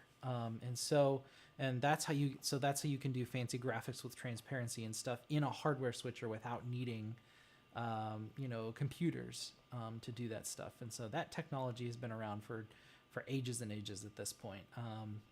And so anyway, but usually you don't need to preview the key, the black and white thing, because it's usually just like showing you the outline of the graphics that you're putting on the screen. And hopefully if your graphics software is configured correctly, the graphics should just draw correctly. So you don't usually have to watch to look at that. It's if something were to go wrong, you had a graphic appear that didn't draw correctly or something, like maybe somehow the outline got messed up, so you might want to see it then, but like it's just not something you need to see all the time. And so if real estate is limited, you can throw those away. So I think I'm going to end up with the way that I'm going to do this is I'm going to have 4 different graphics feeds at my disposal. Technically 5, maybe, depending on how I do this. But the way that I'm thinking about doing this, I think there will be 4 graphics feeds. So that's going to be 4 fills and 4 keys. So out of my 20 inputs into the switcher, 4 of those I don't have to look at because they're just going to be the black and white things. So that does mean that I only have 16 inputs that I technically have to monitor, but that still doesn't include necessarily the media players or the super source, which are nice to have. And so I think because I know that some of these sources I'm going to send to the ISO, the ATEM SDI Pro ISO to record them. So like from the cameras that don't have their own built-in camera recording capability, and I otherwise don't have anything set up to record them, I will send those to the ATEM SDI Pro ISO, which has its own preview view that you can see. It has its own multi-view that you can see all the inputs on. And so that might be a way to cheat and get at least 4 extra inputs, input monitors if I show the output from, this is a long story to say, I might have the output from one of the outputs from the ATEM SDI Pro ISO come into this HDMI multi-view, of course going through some sort of SDI to HDMI converter, obviously, coming in here as one of the HDMI feeds into the multi-view. And then I'll have 3 ATEM multi-views embedded in the HDMI multi-view, and then the 4th one is one of the monitors for one of the control computers, either the Mac or the Raspberry Pi. And that will allow me to preview more or less most, if not all, of the sources. And so I can take the cameras that are going to the ISO and just preview them in the ATEM SDI Pro ISO, and just have those monitor that multi-view to see what's going on with those feeds. And then that will free up 4 slots to be available out of the 16 in the ATEM, the Toomey Production Studio 4K. So then I can fill those with the media players, the super source, most importantly, and then maybe one of the color swatches, just so I know, because usually one of them will be associated with like the fade, or not the fade,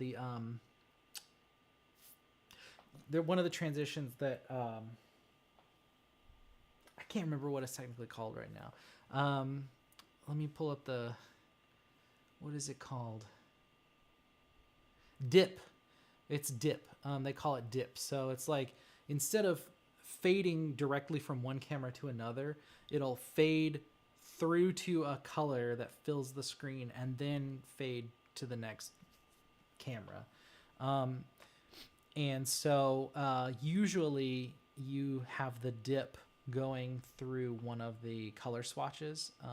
And so it might be good to see what color is associated with the color swatch that's configured to work in the dip. So that way, if I wanted to use it and have something like flash through white or something, or flash through blue, I don't know, I could see what the color is that's associated with that, and change it quickly.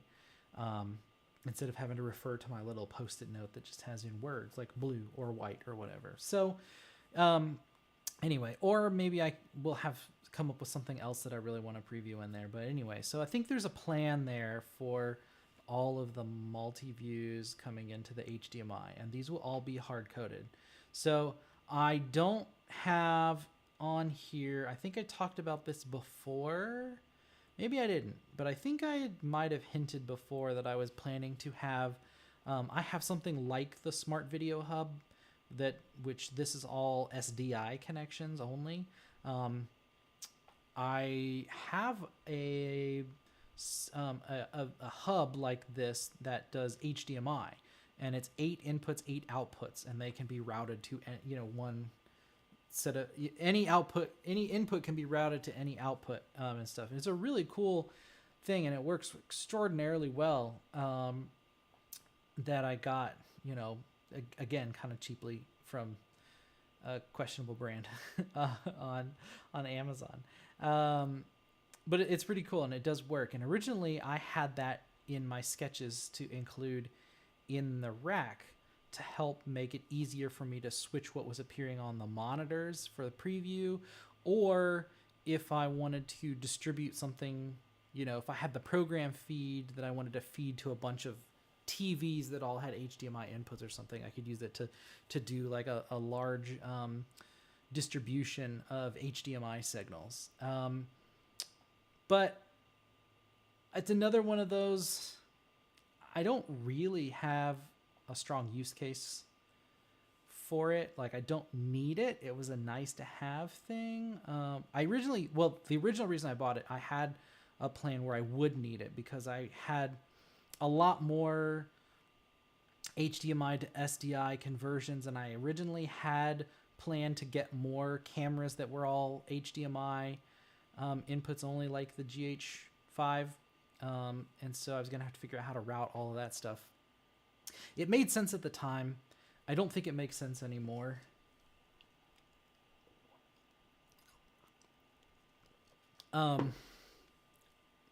So I think that in the future, I think that I'm not going to end up using it in the rack, and that definitely I'm going to keep. That thing is awesome, and I do feel like I have occasion where I'm always looking for ways to duplicate a lot of HDMI signals or have to switch between a bunch of different sources. I might even just use it in my office because I have, I already have, like, I kind of hacked together. I got a handful of the like HDMI switchers that are all like rigged together. So I have like a chain of things where like I can route HDMI signals between my monitors, my big TV in there, and I at one point had an actual like third monitor off to the side for extra stuff. And so I had all these little like, you know, HDMI 2 input 1 output switchers, or like 3-4 input 1 output, whatever. And I had a bunch of those that were all like connected together. And in practice, I have not ended up using it because it's just such a pain every time that I want to reroute something. So I would like to consolidate all of that stuff and then maybe get rid of those, or keep those and use them for something else later where I have less complex HDMI needs. So the 8x8 switcher could be really handy for having in my office, or just keep it disconnected and handy so I can grab it on the go if I have a gig that ends up needing a bunch of HDMI cable, HDMI signal management. But it's not going to be part of the standard rack, so we're not going to include it, and instead the HDMI multi-view 4x1 will function in its stead, because then I also can switch between any of these 4 inputs if I want. So I'm going to have 3 of these hard-coded and then or hardwired, and the 4th one will just come out of the Smart Video Hub going through an SDI to HDMI converter. So I can put that into here, and the 4th input can be whatever I want it to be as long as it goes into the Smart Video Hub. Okay, so we got the Smart Video Hub. The Keystone panel, I've been looking at putting it over here. Now, the MDHXs, I talked at length about these before. These things are amazing. However, I don't think I'm going to end up putting hard mounting them, hard wiring them into the rack. I have done this in the past for reasons, but I'm not going to do that. And so I have my reasons for wanting to do this, but I'm going to have them not be mounted in the rack. So we'll take those guys out and we will move some more stuff around to adjust. So we've got the Keystone panel will be behind here, but I'm just going to put it kind of off to the side here in order to, just to take up less. There's no need to have 2 of these super wide things side by side. I'll just put one under the other for now. everything doesn't have to be mapped geographically the way that it will be in the rack. So, and this, I'm also not 100% settled on this layout either, because right now, again, these are just sketches of ideas that I have, and there's things that we'll have to test as I start going through the build process, or maybe the finalizing of the design phase of these things. All of these different boxes also have different amounts of depth to them, and so if I have like some stuff mounted on the front of the rack and some things mounted on the back of the rack, but there's only so much space in between the front and the back, it's not deep enough that you can just always assume that these things won't hit each other. Like, you have to make sure that you have, if you have something that's very long on one side, you have to have something very narrow on the other side, like very short on the other side. So I don't have any measurements. See, that's something that would have been smart. And again, it's not something that I've done up to this point, and I'm trying to learn from my mistakes. But I just haven't had time to go and measure all of these devices just yet. So I don't know if this is all going to physically fit, but the way that we're thinking through it, we're just going to lay it out the way I got it on my notes. So, okay. This is a big question mark right now. So I have this power bar. We talked about this before. I have this going under here, for,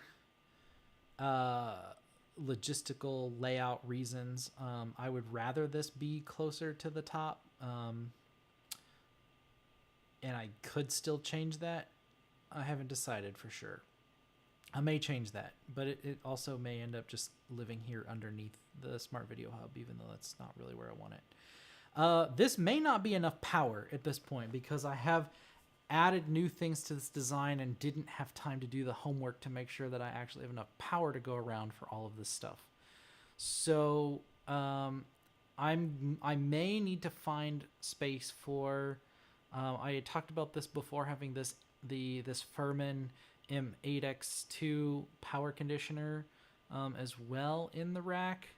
I don't know where it will go at this point. I've got 2 slots that are kind of open, and so it's just where will I have room for it, and where does it make sense to put it. I think I've got an idea of where I'm going to put it. So we'll just put this kind of at the bottom, but we'll probably end up needing both of these in the end, actually, since I've changed my mind about how this is all going to get set up. Okay, so we got this guy, power, and then I will have a shelf in here with a number of different things on it. Let's see what guys we got here.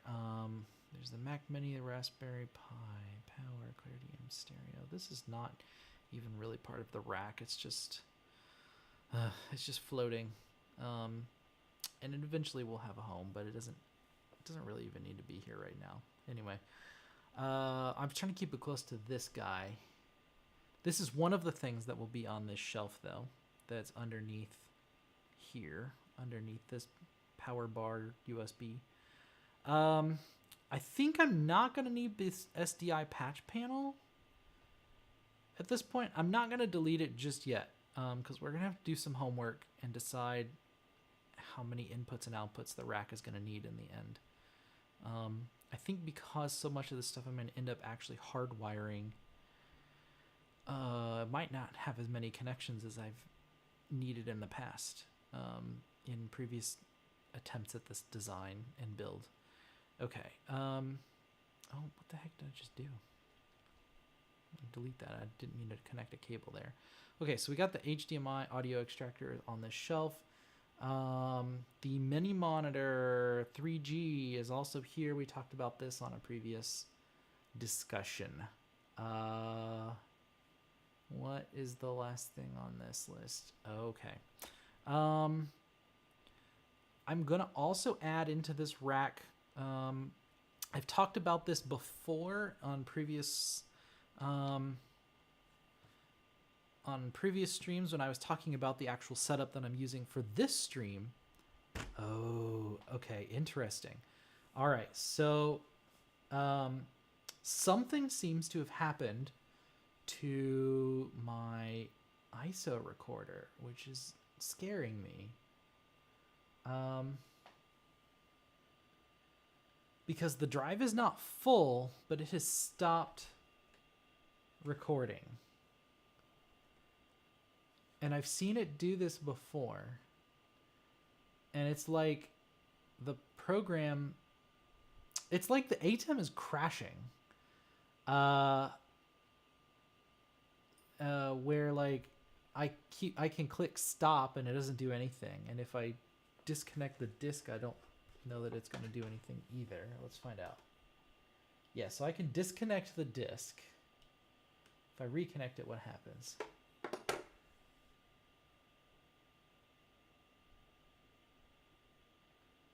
Yeah, it's still like, okay, so I've reconnected the SSD,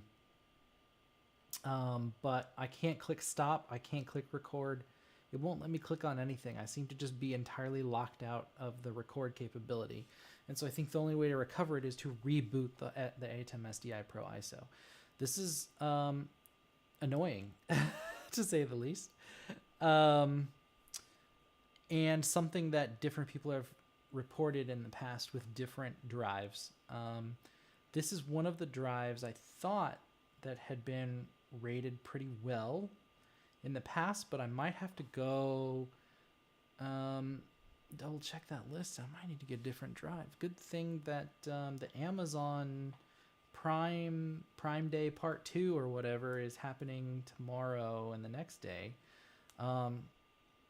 I might need to end up getting a new drive, which is really frustrating because I otherwise don't really have a use for this drive. And it's not like it was super expensive, but I mean, it wasn't cheap. That's annoying. Okay. Well, I'm glad I saw it at least. And I guess at this point, I'm gonna really hope that the YouTube and Facebook recordings are going well. Since I can't guarantee, well, it sounds like this ISO recording isn't working, but it also makes me nervous for wanting to use this for production. So,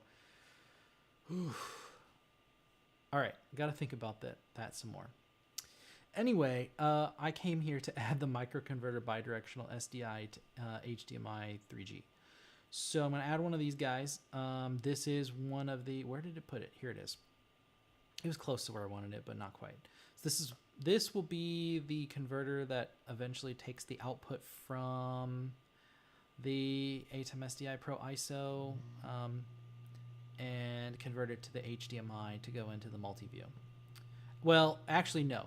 I'm going to have one of the outputs from the Smart Video Hub just go into the converter in the SDI in, and then the HDMI out will go into the multi-view, and then the output from the ATEM SDI Pro ISO will go into the Smart Video Hub, and so it'll get routed there as the default connection, but I reserve the right to switch it to something else.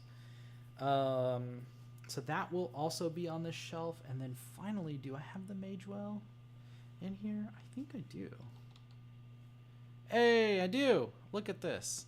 We're on fire today. We're making a lot more progress than I pessimistically thought I would today. Especially since I wasted so much time talking about the ATEM 2ME Production Studio 4K. I just waste a lot of time saying that stupid name every time. It's hard to make everyone happy, because I was also complaining about Sony with their very cryptic, stupid names for everything that don't make any sense. But then this is a very literal description of what it is. But that is also equally annoying just because it's such a long name with all these qualifiers. So, whatever. Anyway. I think that's everything that would be on this shelf. I don't think we've talked about this before, but this is, I mentioned previously having an HDMI or an SDI to NDI converter for the GoPro. I actually have two of these, and the second one I wanted to put in here, and the reason is because as a one-man band, if something happens, like while I'm setting things up, I can't be, I'll probably be like out working on setting up a camera, like out in the theater or the venue or whatever. And I won't know. So I might be very, very far away from where the rack is all set up and everything. And I won't know if when I connect in the camera, like if the video is working and everything. And so I have a tablet. It's the Microsoft Surface. I don't remember which model, but I have a Microsoft Surface that I have the NDI studio monitor software on it. So, and you can get NDI signals over Wi-Fi.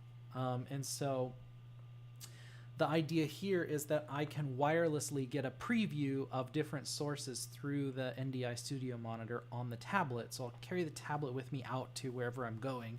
And then once I connect up the camera or whatever, or if something happens during a show, assuming it's something that I could step away from the switcher for a little bit, maybe just like stick with a particular camera view for a little while or something while I go run over to fix whatever the problem is.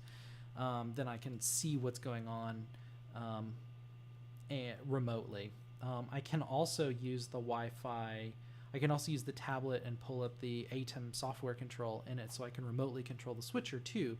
So I could actually keep the show going without physically being at my station. I'll just be limited on like the other things that I can control. So I wouldn't necessarily be able to adjust the pan-tilt zoom cameras or anything like that. And technically some of that can get done wirelessly. But anyway, the point is I wanted to have another dedicated SDI to NDI converter in the rack so that I can connect it to the Smart Video Hub and sample any of the inputs in the Smart Video Hub, or have the switcher output, it might have to be doubly routed, because you can also remote control the Smart Video Hub and the ATEM.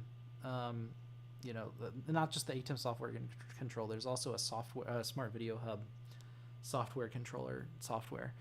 Both of these softwares are on the tablet on the Surface, and so I'm not going to have all of my camera inputs coming into the Smart Video Hub necessarily, so they might not have a direct line to this.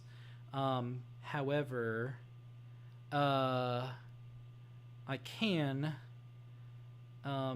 I will have the aux outputs here. Some of the aux outputs will go into the Smart Video Hub, and then these can be set up in the software in the ATEM software to point to any of the inputs. So I could have output 11 or input 11 on the switcher go to aux 5, and then in the Smart Video Hub say aux 5, push that to the NDI converter, and then I can see a preview of what's happening on that input on the NDI.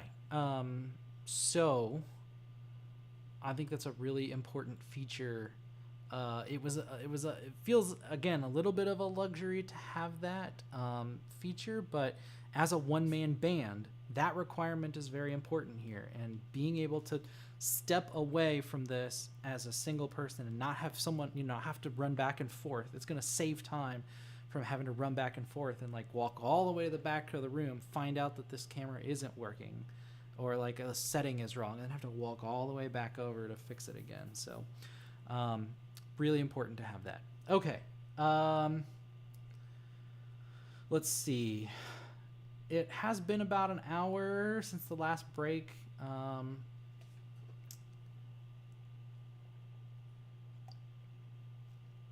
Let me just keep going, like organizing here just for a few more minutes with the stuff that I have on screen. So I think on the back of this would be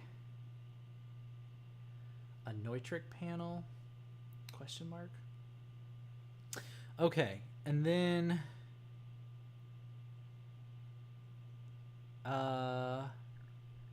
okay, we'll move this down for a second. So then I will have mounted on the back of the rack the Mac Mini, the Raspberry Pi, since they're in a rack unit together, but neither of those have like panels that are user, that you can interact with. So there's no need to put them on the front. I don't need to see the Mac Mini. It does have a light to show you that it's lit up, and technically the power button on this, there's actually like a whole, it's kind of a cool thing, but in the rack mount that I have for the Mac Mini, it's got like this mechanical arm. There's a button on the front panel, and it's got like when you push on it, it pushes a plunger on the back that pushes the power button on the Mac Mini, which is on the back of the Mac Mini. So I could have mounted it in the rack with all of the ports and stuff being exposed in the back, but I think so many of the connections that I'm really going to make are going to be internal to the rack anyway. It made more sense to have the back of the Mac Mini be inside the rack, and then there's the plunger thing. So really all I got to do is just get back behind the rack to push the power button once, then hopefully power stays on the whole time.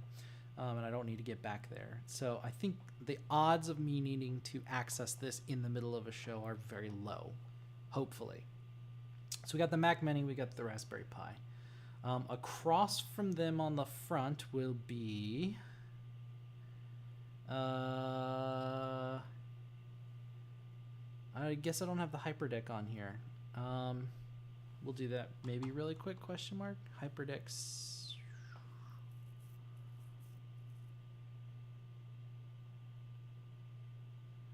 Why do I have two HyperDecks in here?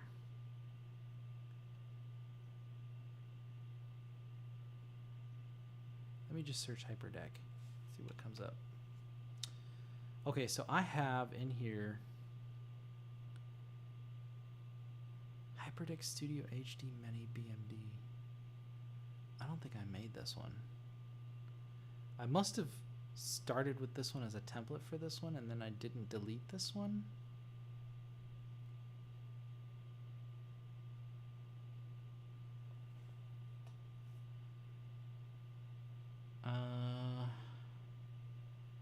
Yeah, this one's definitely mine because it's got the USB-C on the output. I am only searching my gear though. That's interesting. So let's go back to my gear over here. I want to type HyperDeck. Yeah, I've got two in here, but I only have one HyperDeck, and I'm pretty sure it's this one. Yeah, this says external disk. I don't have this model. So I must have just used that as a template. I'm gonna delete that. All right. Anyway, that makes this easier because we're gonna do this one. So add it. Where to put it? Come on. Aha, there it is. Okay. HyperDeck Studio Mini goes there. Okay. Originally, I think, did I have it on here somewhere? I did not. Okay. Graphics. Graphics. Were going to come from, they were going to come from the HD Mini, but this is one of the places where I decided, you know what, I'm going to go ahead and mount the 4K Mini in the rack, and so then I'll have another 4K thing in here. Now here is my brilliant plan for this. I was trying to be quick, but and I'll try to be quick at this explanation to keep moving on. But the idea that I had was, I could, if I'm only doing streams that are HD at the moment, I could have a 4K output from the Ultra Studio, but a 4K output is really just 4 HD inputs in a quad. So I could actually configure my software to have 4 different graphics outputs with only one single output by having an output to the Ultra Studio 4K Mini and then taking the signal from this and splitting it out. So there are actually splitters that you can get for these 4K SDI signals. So it'll take in a 4K signal and split it out into 4 quads that are HD. And so I have 2 of those that I'm going to put in the rack. I don't have them entered in here yet, and again, for purposes of speed, I'm going to not enter them just yet. I'll maybe do that after the break. But the idea is you have to have we talked about the graphics. You have to have 2 inputs for each graphic. There's a key and a fill. And so I'll have 2 4K outputs with graphics. And so I'll have the black and white, Luma key, as it's called, the grayscale one that's the outlines. That will have to be one output, and that will have to get split 4 ways. And then obviously the fill has to get split out 4 ways. So technically I have 2 4K quads that I would need to split out. So I have 2 of those quad splitters that I bought. I actually got those on eBay last week for, I think the actual boxes are like $400 or something like that, new, something like that. I don't know. They're pretty expensive. And I got them for like $150 a piece on eBay, and I was like, yes. Now, granted, I haven't tested either of them, so they could be questionable. You never know with eBay. You always need to test all that stuff, but I haven't tested any of it yet, so I don't know. I don't know what I bought there. But hopefully, it said in the listings that they were all in good condition. So I'm hoping, again, that within the next week or so, I will have a chance to test that either offline, or we will find out when I start getting this stuff out next week or the week after and we start playing with it. That's not something that I'm prioritizing for getting the build together for Halloween, though, because the projector that I have can take a 4K signal. I probably will use the 4K Mini, the Ultra Studio 4K Mini, to do the graphics for the projector for Halloween. But like I said, it can do a 4K video. So I'll probably just have this outputting 4K and not doing the quad. So I don't need to split it for that. So I'll get them out and maybe just test them offline quickly, just to make sure that they're not total duds before my return window closes on eBay. But yeah, okay, so we got those, the Mac Mini. All right. Okay, there's more stuff in here that I don't want to talk about yet for the sake of time. I've got the HDMI, SDI to HDMI converter we talked about previously. That's going to live here. This will be hardwired into the program 2 output will come into this converter, and then that way I will get the program 2 available as an HDMI output. I won't necessarily have that in the quad, but it will be just like a port. I'll just have an HDMI jack on the back of the rack. That's a lot of acts. I'll have a port on the back, HDMI port that I'll have that available. So if I am in a venue where I need or want to put in the second program feed and have it in HDMI, I'll just have that there handy to go ahead and plug in. That is one thing that I'll go ahead and do, even though just because it's low hanging fruit, and it'll be harder to change later, unlike some of these other things. On this rack, it'll also share a shelf with the 2 quads that I talked about just a second ago. So those will go here, but I don't have them entered into H2R gear yet, so they won't go here. Underneath that is the ATEM 2ME Production Studio 4K. And then I think behind it will be one of the power conditioners, maybe, question mark, although I could swap it out potentially with one of these, like either the Neutrik or the Keystone panels up here, potentially, maybe. It's all going to depend on how deep these things are, so I really got to go measure all this crap. All right. Oh, Netgear. I skipped Netgear. This guy was on the same level as the power here, so it's power on the front, party in the back. This is the switch that we talked about previously. Okay, so then that leaves us again with the SDI patch panel that I said I think we may not end up needing. because I think a lot of the outputs are going to either be HDMI or XLR or something, maybe. And I think I'm going to end up only having a handful of SDI inputs and or outputs anyway. So I can probably fit all of those additional SDI connections that I need in either the Keystone panel or the Neutrik panel, and may not need this, but I don't want to say that 100% yet. I did find, I think I might have said on the stream before that they don't have HDMI connectors for Keystone, but that's a lie. I found out last week that there are indeed Keystone HDMI connectors that you can get as well, and they're actually cheaper than they're cheaper than the Neutrik ones. And so even though I already have some of the Neutrik ones that I could put in the patch panel, like just because I have it doesn't mean I have to use it. And maybe those are, because they're more valuable, maybe I should sell those on eBay,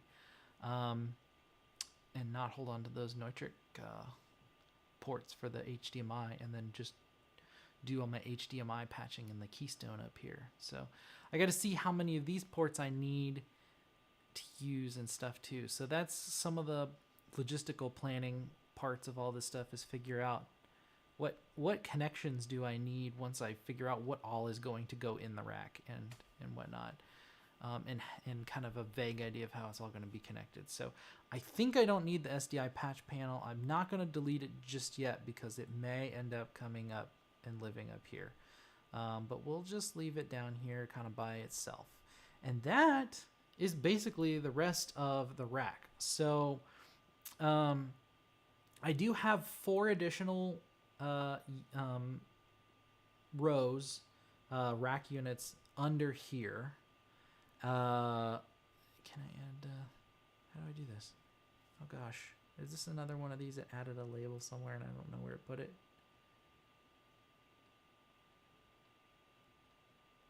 Ah, it did. Okay.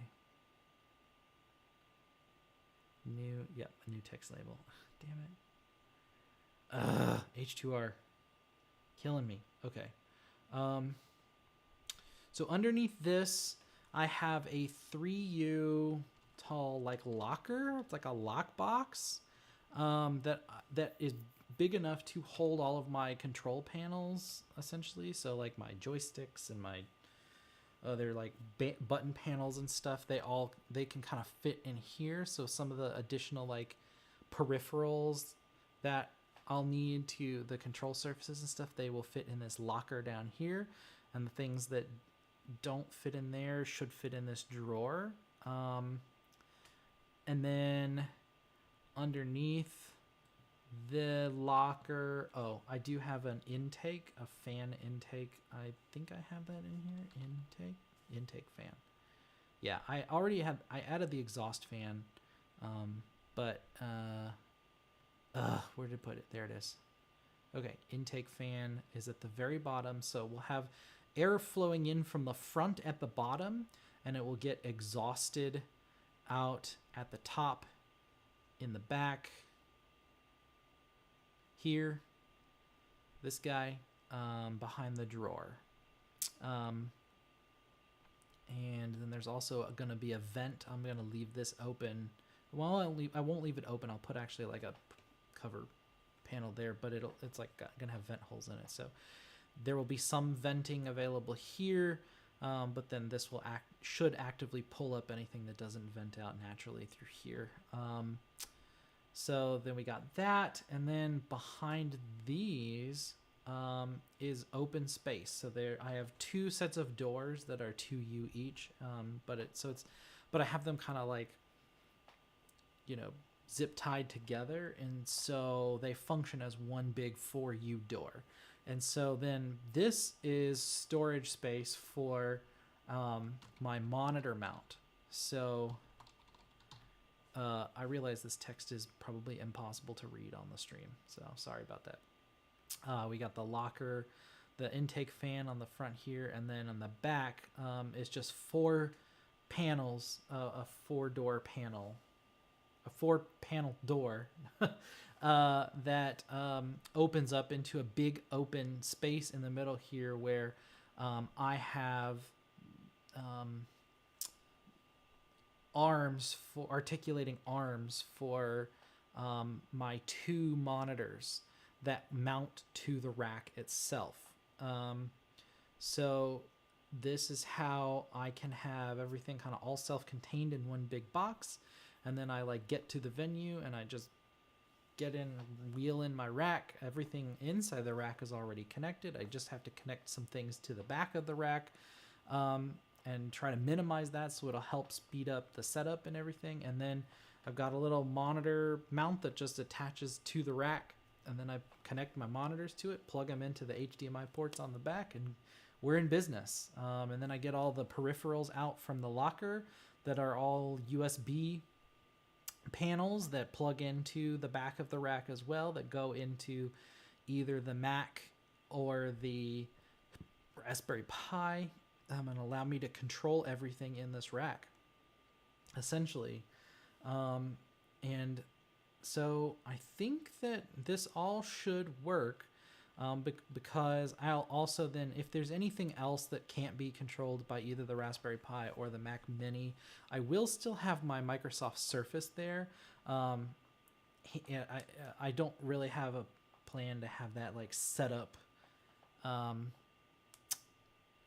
as I don't plan to I'm not planning for that as part of the nominal setup, but in a pinch, if there's things that I need to control from Windows, I can do that with that panel. So anyway, yeah, and that's basically it. So like I said, there's a handful of things that got left off of here for now, just for the sake of time, because I wanted to just go ahead and finish, and I decided to push through for an additional 15 minutes and finish this out. So we've talked about everything on here, some at levels of detail that are not what I wanted to do, but I did get through everything on here.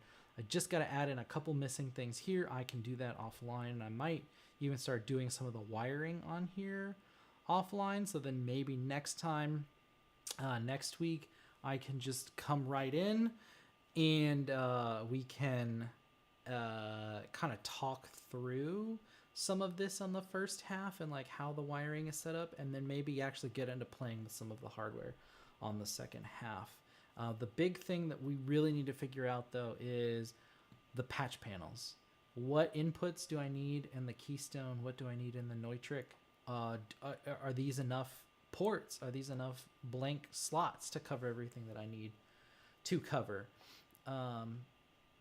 Or do I need to bring in somehow the SDI patch panel, or use it instead of one of these two? So we'll see. I think if anything, I would replace the Neutrik panel with the SDI panel, and then any of the SDI things that I had in the Keystone, I'm pointing it. I'd realized I forgot that I took the monitor off the screen. I just saw the program feed. And I'm pointing at things on the screen, but the Keystone panel probably is going to survive. The Neutrik panel may not, if I have to swap things out, because the only connectors that only work in the Neutrik panel are XLR, and I don't think I don't need to have any of those XLR connectors. That I think I might add if I have space, but I don't have to. So yeah, so there you go. Any questions? If you have them, you can follow up with me later, because I think I'm going to call the stream here. It's almost 10, and I'm tired of talking now, and I've got missing stuff that I need to add to the H2R gear anyway before we can really wipe our hands and call this done. So I think it's a good stopping point. So I think we'll go ahead and call it here. I I guess nobody probably ended up watching tonight, but that's okay. Again, this is just for me to hold me accountable and keep pushing to get this done, because I've been trying to do this for years, and I really want to get this project done sooner rather than later, especially because now I feel the hope of, like, maybe I'll have something ready for Halloween, and that would be awesome if I could actually have this rack built and ready before Halloween, and use it for that. So we'll see if we can get there. But for now, I'm gonna go get ready for bed, I guess, because I gotta work tomorrow. I hope everybody had a good holiday weekend, and enjoyed this stream if you're watching, or watching later. And we'll see you next time. So thanks for coming. Here we go.